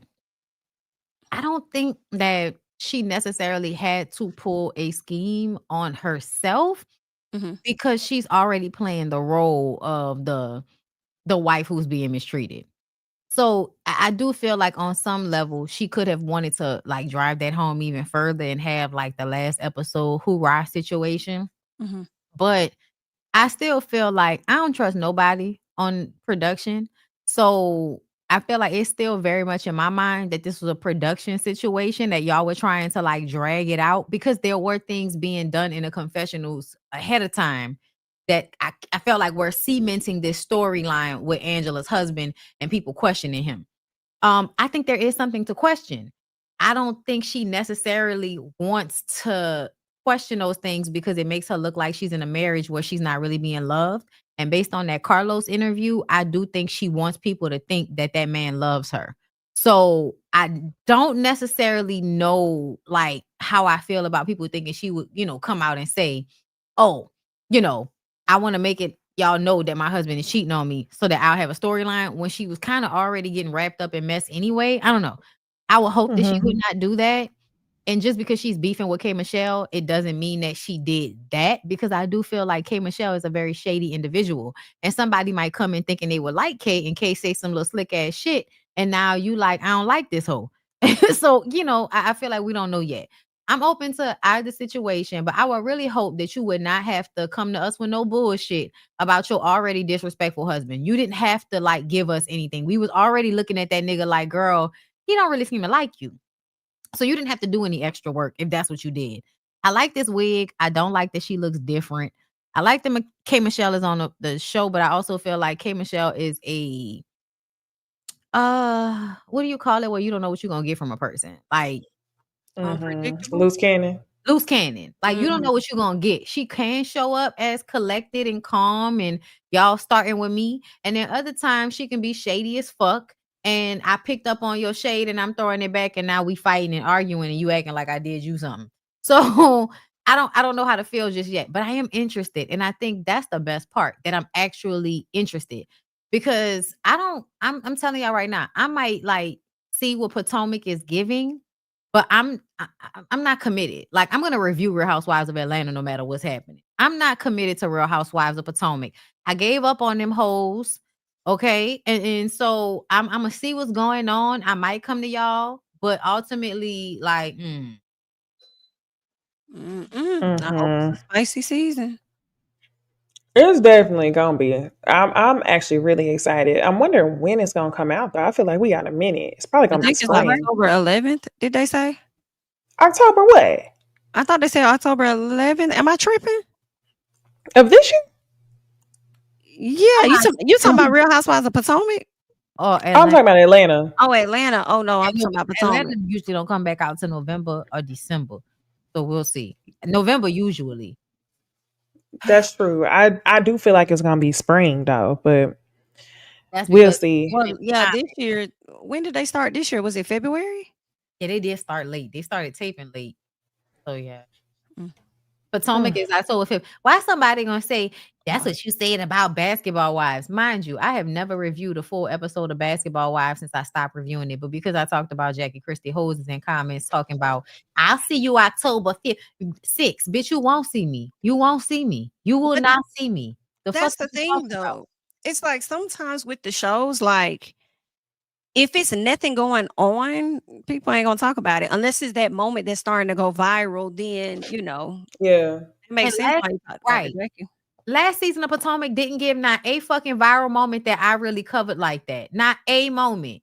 So I don't know what anybody's talking about. Unless something happens that reaches the blogs, girl, it might just be something that I keep in my motherfucking chat. I don't know what y'all think going on with me, but And I do question about how interesting is it gonna be when Monique comes back to the show. I feel like it's everybody's kind of hyping it up. Oh, Monique returning, but I think when Monique returns, she ain't gonna be wanting no type of drama. I think she's Nah, gonna be she gonna be chilling. collecting the check. That Yeah, lady didn't even want to take a new cast picture. She's right. showing up and clocking out. And just check. Yeah. Now next season it might be different, but I think she probably just gonna be, because it's a new set of girls too. That's another factor too. So it wouldn't make sense to come in like, ready to get at some things. I think she and Giselle may have a sit down similar to when Wendy and Giselle had to sit down, and we didn't even get to see the half of it. So the only reason is because her husband is involved. Her ex-husband is involved. I am wondering how that's gonna play a part. I And feel like that's Stacey, gonna blow over. I feel like it's gonna be like a very I small hope so. thing, I hope so. considering they think she's still married to her her supposed ex-husband, as far as Stacey's concerned. I feel Oh like that's yeah. gonna be her storyline for the most part. And I don't want to see Monique playing herself out by coming on some reality show arguing on behalf of a nigga she ain't with no more. Let that nigga do whatever you want to do. Bye. For I sure. can see her doing that. I can see her doing it. I ain't gonna lie. I can see her doing I it. mean, they did play that clip when she said something about my ex-husband I think she said ex-husband. Oh, we ain't doing that or something like that. It was like the audio. So I don't know. Mm. All right. So y'all know one of the things that I love. One of my guilty pleasures. Y'all seen the TikTok trend where they be like, "Unfortunately, I do love." It is. I You haven't haven't seen seen that?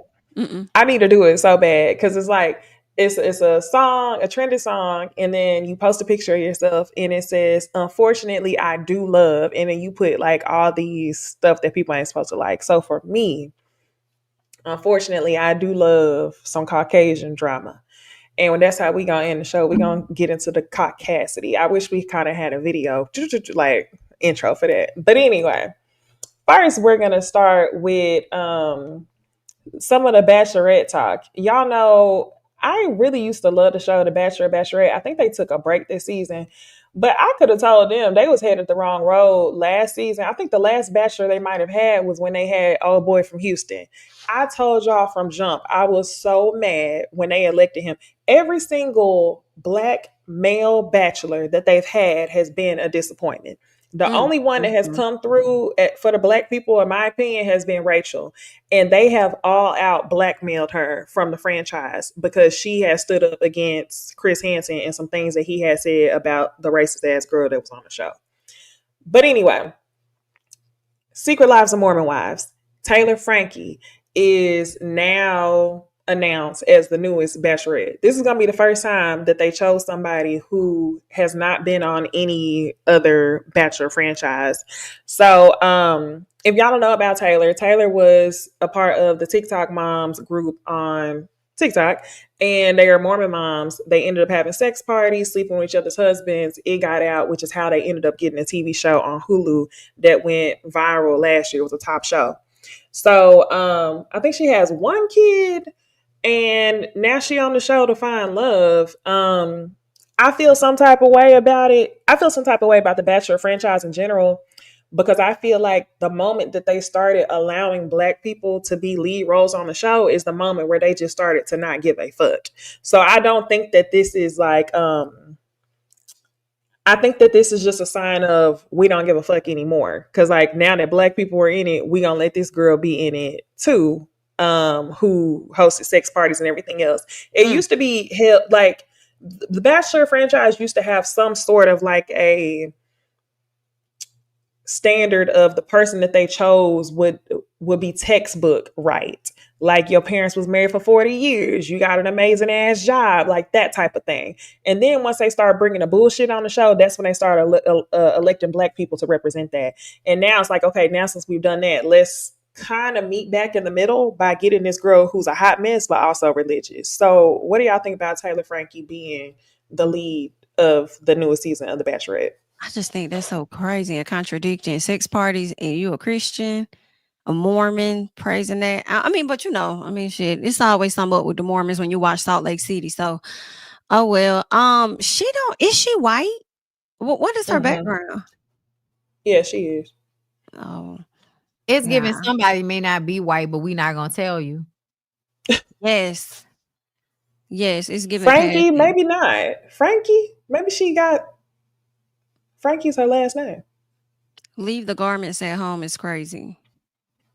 Listen, all I know is I am extremely tired of Mormon, like Christian nationalists, traditionalists. I'm tired of all of y'all. All of y'all are full of shit. All of y'all spout rhetoric that y'all don't actually live by.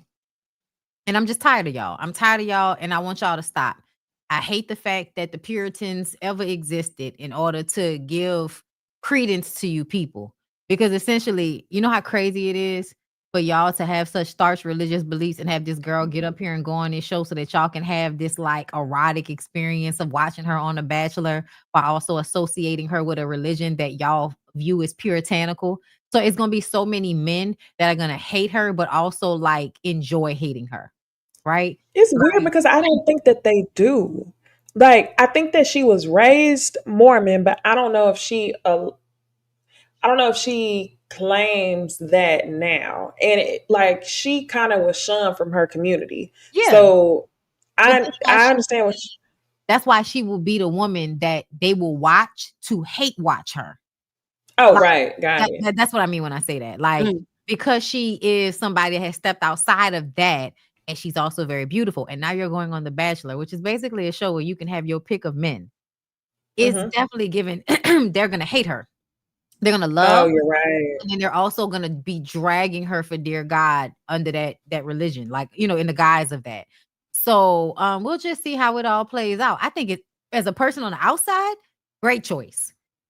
Because I know her. I know her. And honestly, I might want to see some clips online. And I don't even watch The Bachelor. As a black woman, The Bachelor is, you know, I know that there are black women that watch The Bachelor. Please don't misunderstand me. Yeah, I watched it. My black ass is not interested. Because first of all, dating shows are fake to me. But then The Bachelor has a certain level of racism about it that I just can't get jiggy with it. Like the Rachel Lindsay thing is the perfect, as you said, every black man is a disappointment. Yeah, I know. Because a whole bunch of white people picked him. Yep. And the black people pick terrible people too. I just want to say that. Ready to Love is just as terrible. The black people don't pick anybody better. That's why I don't waste my time on these shows. Because essentially, I do feel like it's just a space for men to use women for clout. You got any thoughts on Taylor, Jamie? Not really. Because I feel like for me, I don't really know a whole lot about her. Like I've seen the Mormon show. I think I've seen like a few episodes or whatnot. I vaguely remember her. But what I am thinking about is Bondi mentioning like the Christians, nationalists, tradition, all that stuff. It's giving pandering a little bit. That is on a rise. So good luck to her and her show though. But she also looked like she a wild card, like period. I mean, just off of her look, but aside from the fact that she do sex parties and stuff. So it kind of seems like it could be an interesting season, but how interesting could it really be? I mean, this lady was sloppy drunk outside of her house and got into a domestic dispute with her baby daddy, and they were gonna press her with child endangerment because she committed the crime in front of her child.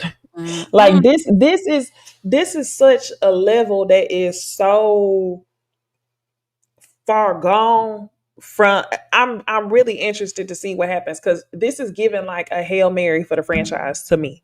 And it's either gonna be absolutely amazing or absolutely trash because this is just like, what are y'all doing? But I watch it for a And little I'm bit. surprised because she has how many kids? 2? Is that I thought normal somebody for said 3. is it normal for bachelorettes to have children? No, no. I don't think there's been any bachelorette with a They're child, gonna tear actually. her ass up. They're gonna tear her ass up. They are. They are going to tear her ass up to pieces. I'm telling you. But I feel like Like it's gonna propel her though. it is. It is going to propel her. It's But that's She's what I'm saying. likable. And in the same token, this is either going for the franchise itself, this is going to be absolutely amazing or absolutely horrible because y'all are going to gain your fan base is going to turn from extremely right-wing conservative ass people to now they're like slowly making their way over to compete with that of like a Love Island and with Bachelors in Paradise and all Ooh. that stuff. So they're trying to garner a younger audience, and all the people that's super right wing are moving on to watch the Golden Bachelor and Golden Bachelorette. Yeah, that makes sense. As you was talking, I literally was thinking about Love Island and all the controversy and the conversation around it. Like, it is interesting that they're choosing her because now it makes you question what they're gonna choose next. Yes, The exactly. quality What they is going going down in a sense. Like, it's gonna be and about I'm ratings. annoyed. Yes, and I'm Yeah. annoyed because they started to. The thing is this: I believe in, and maybe this is a old Southern thing, right? Like, I don't agree with people being racist at all, but I also have no problem with white people having their own shit. So when it came to The Bachelor, I had no issue with white people having their own shit. So when they started to get black people, Rachel Lindsay was an excellent pick for The Bachelor. Very like textbook perfect Bachelor. The only difference was she was black. Super successful, everything. Great pick.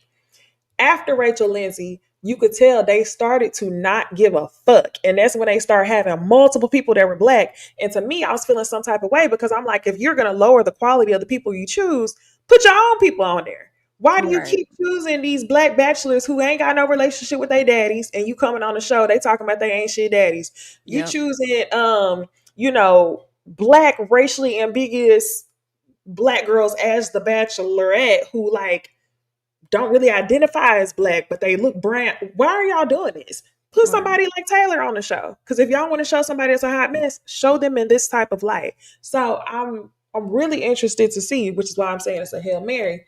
But this leads us to when I say white people having their own shit, I will say this. We are going to get into Charlie Kirk passing away. We got to end with this being assassinated. So he was assassinated at a speaking event in Utah, and they still have not found the shooter. They have images of who they think the shooter is, new photos of the suspect. A lot of people saying it was like some straight B613 stuff from Scandal, and The I'm gonna black let and white photo is killing me softly. Like, what is this? 1967, nigga? Right. That's well, that's why I say I didn't know that he was only 31. I Um, thought he was 41. so right. That's why I say I don't have no problem with white people having their own shit. What I don't like is what I've noticed is as a black community, it has been an uproar over how black people should grieve the death of this man who was not for them and openly spoke about not being for them. I think that two things can be true. When I heard that he passed away, I had no idea who that man was. I saw a tweet that said I had no idea who he was because I built my For You page brick by brick. I built mine brick by brick. I don't know this man. I don't know nothing about him. There's no reason for my page to interact with his, right? But when I heard about him passing and saw the pictures of his wife and his kid, I was like, oh, damn, rest in peace, right? But I had no attachment to like, oh my gosh, we should mourn. We should all feel this level of sadness. Like, that shit is just weird to me. Like, I feel like a lot of black people that are going out of their way to do this in the name of Christianity you don't realize that you're playing respectability politics to white people. You want to prove that, in the midst of all this going on, we can still be the bigger person and say, oh, we feel horrible we don't have to do that. The man has gone on. What's happened now is between him and God. So let's leave it at that. I don't really feel no ways. What were y'all thinking about Charlie Kirk? I feel like they are trying to force. It's interesting that people are trying to force folks to care about this situation when nobody forced him, from my understanding, to feel a way about some of the causes that harm Black and brown people. Like, I'm confused. I feel like you're entitled to feel however you choose to feel about the situation. I think that people are reacting differently based on his death being captured the way that it was. So everybody's like, wow, oh my God. But I mean, we see a lot of people die on video. You know what I'm saying? I mean, and we literally saw this man have his knee on George Floyd's neck, and he went on to make a mockery of it on his page, and he didn't care. Like, I'm just confused on what y'all want the people to do, and making a statement about like trying to review people's visas, immigrants, all because they have an opinion about this, of not, being sympathetic, I suppose, is crazy to me. Like, I don't know. We're living in weird times, but I don't know. I remember when there was a story that came out on the blogs about this elderly person that was found in the attic of their home, and Mhm. they were dragged out of their home. And I said, wow, this is definitely giving Anne Frank. And the people that disagree with me and was arguing with me, and I was like, I don't know why everybody's blind as fuck. But anybody that studied the Holocaust at all knows that this is very much given beginning stages. And a part of that is telling people how they can express themselves about who the dictator cares about, who the tyrant cares about. And I just I want to put things into perspective for everybody. I know who he is because I actually enjoy listening to white people argue with each other on TikTok about political issues, specifically like the feminist pages. I enjoy it because it allows for me to hear y'all argue about this shit. But then also I have a separation because y'all are not Black. And they still use Blackness. Like, there's Black. Anytime you listening to any of this shit, it's all white people talking, but they gonna use Black people in some type of way. And sometimes they come on people's pages and just say the N word, over and over and over again and get their pages taken down. So we are still being used in some type of way, no matter whether we are involved or not. And so, like, this situation with Charlie Kirk, it just really reminded me about the way some people view politics. Y'all really think that this shit is a game. Y'all really think this shit is for play. Y'all think it's something y'all can have arguments about, shake hands, and then go back to your respective corners. And what a lot of us feel is this is life or death for us. I don't rejoice in these moments because it's a reminder of the world we live in. I don't want to live in the world that this man thought was okay to live in. I don't want to live in that world. I don't want to live in a world where y'all think it's okay to have somebody, shot down simply so that you could protect gun rights. Like, I'm sorry. I don't think that that's great, but it's been not great. And I think for us, the fact that a lot of the Caucasian people that we follow on platforms, I don't give a fuck about you Black people. Y'all are, like, honestly, I'm less surprised by Black people that do this because y'all are all a lot of y'all are a whole bunch of Uncle Ruckuses. But there are Caucasian people that I follow that deconstruct religion, that talk about politics, and the way they are acting as if this is the most horrific thing or one of the most horrific things they've ever seen. It reminds me about what I say about the fact that racism is inherent. Because I do think it says a lot about the way you view everybody else, that this is one of the worst things you've ever seen. When honestly, it was mercy. It was quick and it was over. We saw somebody have their neck nailed on for 9 minutes.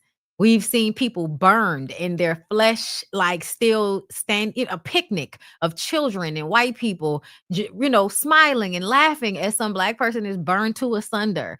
Like, y'all ate us. Historically, the things that have been done to Black people have been some of the most deplorable fuck. Y'all still lynch us and then say it's our fault. Like, it's a lot of things. And then to me, this is an extension of the racism that something like this happens and then y'all come to us and expect empathy and sympathy from us as if we owe it to you.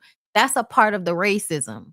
That's a part of the narcissistic abuse. How dare you want your own autonomy in this situation? You have to feel how we tell you to feel. You have to feel how we tell you to feel. You can't feel how you feel. How dare you? That's what they're saying to a lot of us. And so for me, I feel like while I do not rejoice, I don't celebrate. This is not a good time to live in. Like, this is not good. You know what I'm saying? On any level.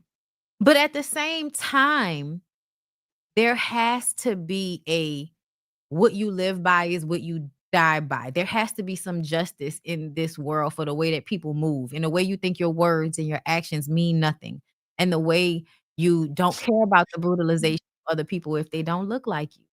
And so for me, I care no matter what somebody look like. When that white girl got stabbed in the neck on the train the day, 2-3 days Oh, before, I couldn't even see I it. instantly put myself in that young woman's position. Mm-hmm. All for y'all to turn around and weaponize it against Black people the way y'all was about to do before this shit happened. It was gearing up.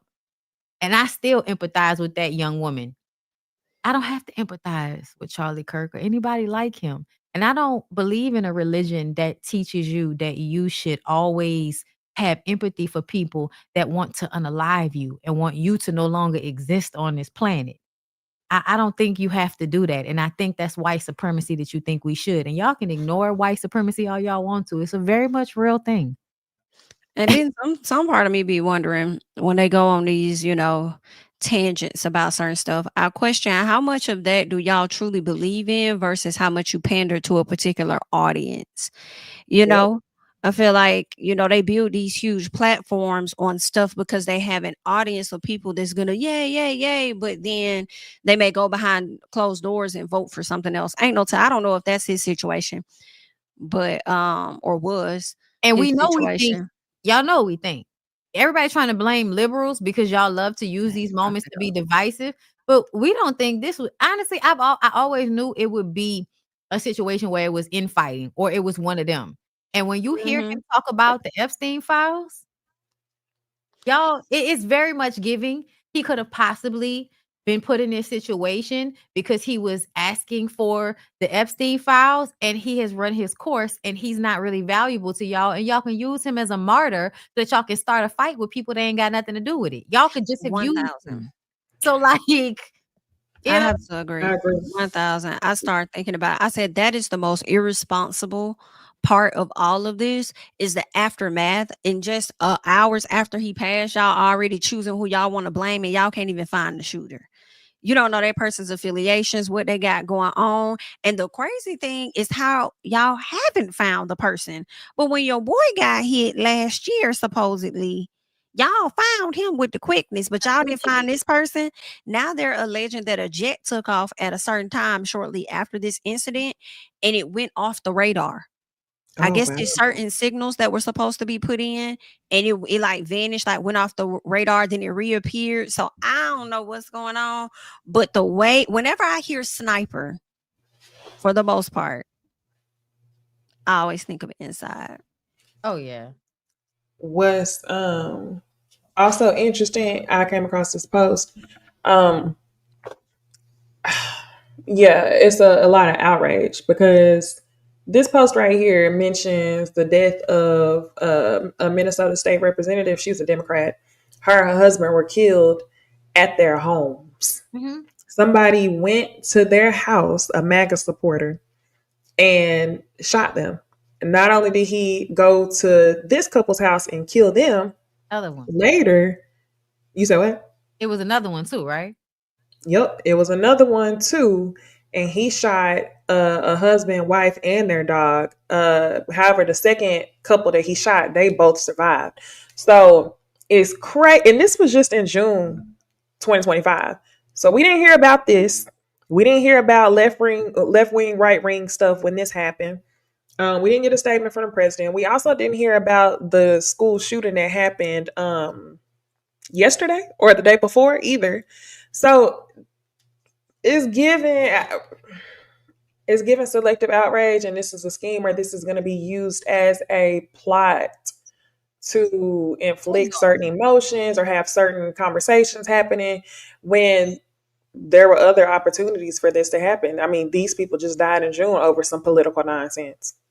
And I mean, there's been so many things that have happened that have like been political deaths. I remember like right after the California fires, there was like a actor, a gay male actor who I believe he was like burned alive. Like they killed him, his dog, his Oh, at his house after his house had burned down. I can't remember what his name was, but I remember the story and people being like he was being harassed by people and he eventually ended up dead. They saying from King of the Hill. Was that the show he was on? But yeah, like things have been happening. Like as a like the way Black people have committed it to memory, not to martyr ourselves and not to be too loud about our revolutionary spirit or our want for liberation because of the way y'all are constantly martyrizing anybody that speaks up against, speaks truth to power. It's a very scary thing, and we still do it all the time. You know what I mean? Like we still do it, even though there is fear that we're gonna be retaliated against. But it's like, man, I don't care about the continuing on of this shit if it's gonna be like this. You know what I'm saying? Yeah. Like everybody, you don't care about. No, I don't. I don't think this shit should continue if y'all gonna keep going down this path. Cause who wants to live like this? And it's sad because this listen, somebody, I think more politicians, they need to be concerned because if Melissa was hit, then this man, I feel like some. But see, here's the other thing too. I feel like they probably gonna be trying to get more. But we don't know the real reason. We don't know what connection this man had. We don't even know if it got anything to do with a political situation. And Right. keep in mind, this guy was not a politician; he was a podcaster. And also the But fact that JD Vance was carrying his motherfucking casket. which was crazy. But they say he was very instrumental in getting people to vote He for was. Trump. Yeah, He went on that's why college he was on the campuses. college campuses. Yeah, Yeah, he to recruit. repeatedly does that to recruit the young white men. That's how they got the vote. And that's another thing I feel like we got the vote already, so we don't really need you anymore. And now you asking for the Epstein files. It might be time for you to get out of here if you don't know your place. Like that's an option. Like to me. So before everybody gets all mad and tries to blame the HBCUs, take a breath. Are we really the type of people to do shit like this? Let's be real. Exactly. Like with the HBC, they I know my college had like a threat, but like what they do, they ain't got nothing to do with that. Black people It in was weird. general. That's a weird response. It is like this is not a us thing. This is a y'all thing. And I said it before this even happened. I said it's gonna be infighting, and it's always gonna be some crazy white man. It's always gonna be a crazy white man because everybody else is too scared to do stuff like that, and then have a tipping point where now we got like a lynch mob thing going on. Because we know how much Americans love that. Y'all love to go around and string up the wrong person and kill them just because y'all hate them because they Black or gay or Latino or whatever the fuck Or a else. witch. Did y'all see the video of the shooter running over on the roof? Yes. Jumping down, getting away on feet. Yes. No. Yeah. And he's definitely a Caucasian. Yes, his hands, they showed up like he is not us. I don't know what y'all are doing. Leave us alone. Get from over here. Sure is. That young boy was on top of that thing. Boom. And then the way that he got down, it was like he got away on feet. Insane. Question. How y'all feel about people that's like doing it, because I saw I ain't gonna lie, like I low-key got mad when I saw Jasmine Crockett. It's not that I feel like y'all shouldn't be saying like we shouldn't be having this happen. Like, but it's also like, can we stop doing the respectability politics where we act like these people aren't who they are? Like, I think that's a part of the problem with the other side is that I think conservatives are willing to go to hell about it. And Democrats are always trying to be above board in a way that I'm like, we're not playing like that right now. That's why y'all are losing because nobody's I feel like she reacted out of fear a bit. I think I agree with what you're saying, but after Melissa just died a few months ago, and then now you got this, and she knows she probably get a ton of hate messages, a lot of stuff in her in her DMs or whatever. So I think she reacted out of fear. You know what's interesting? A lot of people did. I saw this one lady on TikTok, and she was just crying. This Black lady just crying. Oh my God, they shot Charlie Kirk, crying and all of this stuff. And then she did another video that I watched the first few seconds and got up out of there. But because she was taking too long to really get to the point, and she was just trying to, I guess, explain.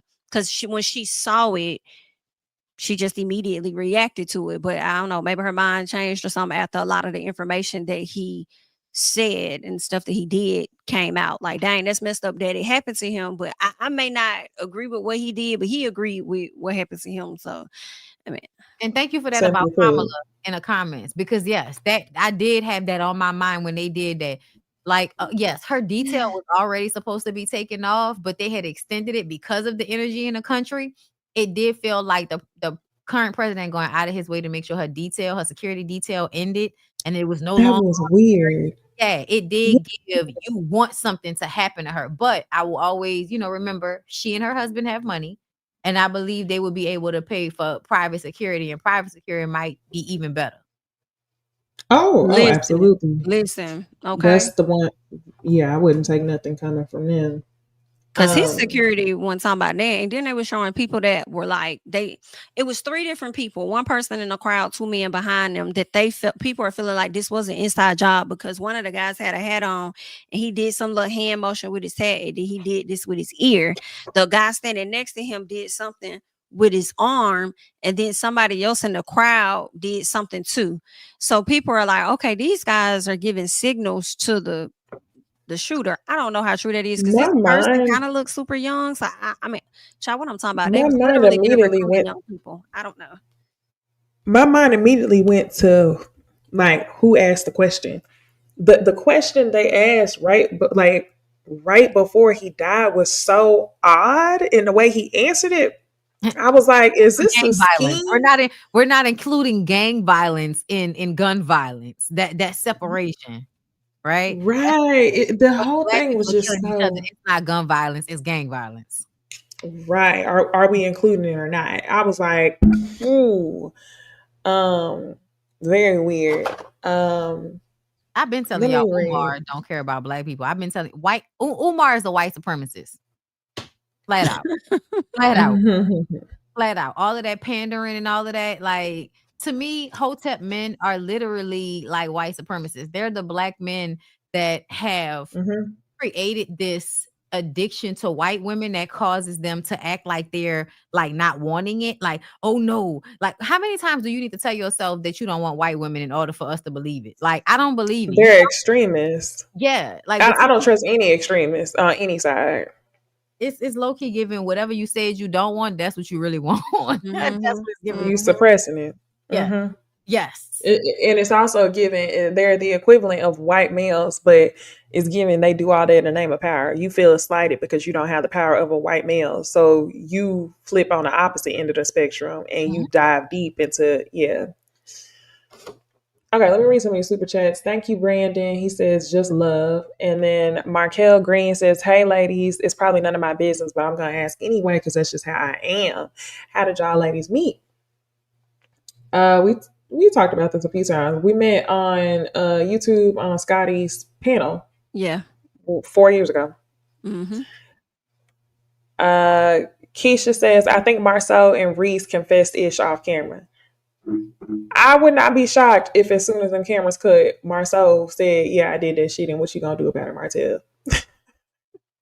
Like, I can see him doing some villainous shit like that. Yes, absolutely. Keisha says, I follow politics, so I know of him, Charlie. I don't care at all, and I'm Christian. I love Jesus. CK was a dangerous, vile racist who lacked empathy. His words. And then Noble, thank you, says this is a scheme Olivia Pope set up to come to us with the bullshit. And low key, that's kind of what it's given. I tell you one thing, if Olivia Pope planned it, bitch, this better be for our betterment at some point, and we just don't know about it yet. Because right now, this don't feel good. Fuck. We gonna wait and see. It is a little uneasy. Like, what's the aftermath of it? It's kind of what we're waiting on. Okay, before we go. What? That shit with Mel and other you. Please. Let me say something. I don't know what Mel got going on. But you heard me say that's beneath me, right? Yeah. I don't know what she got going on, but you're going out bad. Whatever's going on, you being in motherfucking comments, arguing with YouTubers that got less than 10,000 views on the video and shit, or even the ones that's got a whole bunch of views and they over there doing messy shit.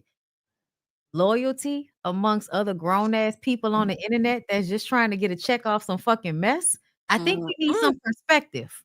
I think we need some perspective on YouTube and amongst the people. Reality people, y'all need to start keeping y'all distance. And I'm saying this even for my motherfucking self. Don't talk to none of us. Stay away from us. Go and do what you're supposed to do on reality TV and stop fucking talking to us. Because when y'all get too involved in this mess, you cause even more issue than really needed to be caused. And what the fuck is going on? Like, what is really hood right now? We some grown ass people. Y'all think I give a fuck about with these hoes in their house, you know, with carpet on the floor, talking about at a computer? Y'all need to get it together. Y'all doing too much. This is too much going on. I don't like my name being brought up in shit that I ain't got nothing to do with. Motherfucking Millegro, not you hoes. Let me tell y'all something. I don't do mess, and I don't give a fuck who you are. Don't drag me in no mess. Don't nobody ask me to help nobody again. If you're not somebody that already know me, I'm not helping nobody, and a lot of times I can't do nothing for you any fucking way. Leave me alone. I don't do mess. I don't give a fuck about none of that bullshit y'all online bitching out about. I don't know none of you hoes for the most part. I know Terrence. I know Empress. I don't know none of the rest of you hoes. So please stop including me. And also, can y'all get some sense about yourselves? Please. Like, y'all out here, what y'all think y'all doing on YouTube? You got millions and shit? Fuck y'all think y'all doing? What y'all think going on? That's some weird, lame ass shit everybody got going on. And I just want everybody to calm the fuck down. Stop trying to put people information on the internet. Collect yourself and act like adults. That's what I want y'all to do. And another thing, stop fucking mentioning me. Leave me out of it. I don't know nobody. I don't give a fuck. And I don't play internet argument games with other grown motherfuckers that should be somewhere washing their coochie or something. Like, go do some real adult women shit and stop being online arguing about dumb shit. Mm. You're welcome. Since I'm influencing everybody, you're welcome. I feel like we need a sound effect. Look, well, I'm thinking, and now a word from our sponsor. No, we And do. now a word from our sponsors. Do- Baby, that would have been crazy if 7th Avenue would have been queued up. Motherfucker, clip it. Stop. Clip it. That was Oh, crazy. Y'all better leave that woman out that mess. Matter of fact, y'all better get yourselves up out that mess, honey. That's crazy. Because let me tell you something. You can always stop yourself from being in that shit, right? Just because somebody say shit about you, you don't have to respond. You know, and that's let them do their thing. I don't know anybody, on and them. I don't know who y'all talking to, who y'all talking about, but my primary folder on Instagram is closed. So I can't even see. Like, bitch, if you're not already in my primary folder, I cannot see you. Some of you have been moved to the general. Some of you can no longer have access to me. Stop talking to me. Don't mention me. I did not wait. influence you. Are Stop. people sending stuff to you? People are not sending stuff to me, but people are in my Discord telling me about all the shit that's going on and how I'm being brought up because of the shit, me helping somebody, attempting to help somebody I don't even know. And that's why I'm shutting all that shit down. Don't nobody ask me for nothing else. If your channel got lost, I feel bad for you, son. I got 99 problems and my channel ain't one. Leave me alone. mm-hmm. Today. It's not a problem today. I'm still scared. Please don't Trying to help niggas out. They done put you in the beef. That's insane to me. And I was just like, girl, what? Who, me? I don't even know you. I don't even know none of these people.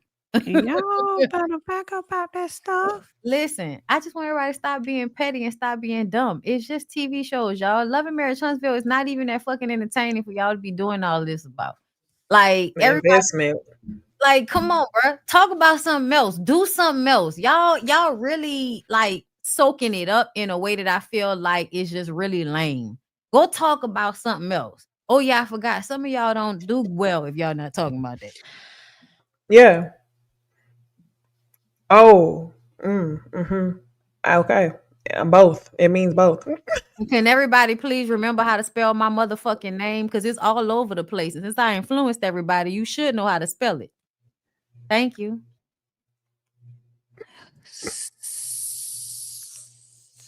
It ain't B-O-N-I. It ain't B-O-N-N-I, bitch. It's B-O-N-D-Y. It's not hard. It's not hard. You Just asked me, ain't trust. you? Oh, okay. I feel the same way about mine too. It's not N-I-E-C-E-Y. It's Ah, N-E-C-E-Y. come on. Same, because there is not an E on my name. Yeah. Okay. Get our names Mhm. correct. Please Spell our stop at shit the right. I. And I know Stop you at hoes the know I. I find that disrespectful. So when y'all spell my name wrong, I be low key wanting to block you hoes. Ooh. I mean, follow through. You have to protect your peace in 2025. Should. You're right, Jamie. You should. People have to get Ooh, blocked. we I'm almost in telling you. 2026. Okay. Lord.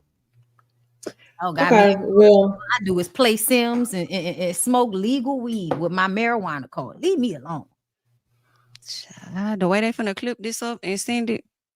Please do. I know. I hope so too. And tag, because I want to have a good key. I be having the best key sometimes because it be different when we be talking. But when you see it on Instagram, be like, "Oh shit, we did talk about that." I know, 'cause Girl, I'm we gonna so start funny. hollering. I done had 2 drinks. I'm gonna forget everything I said. I'm talking shit, and tomorrow I'm gonna wake up and be like, "What did I say?"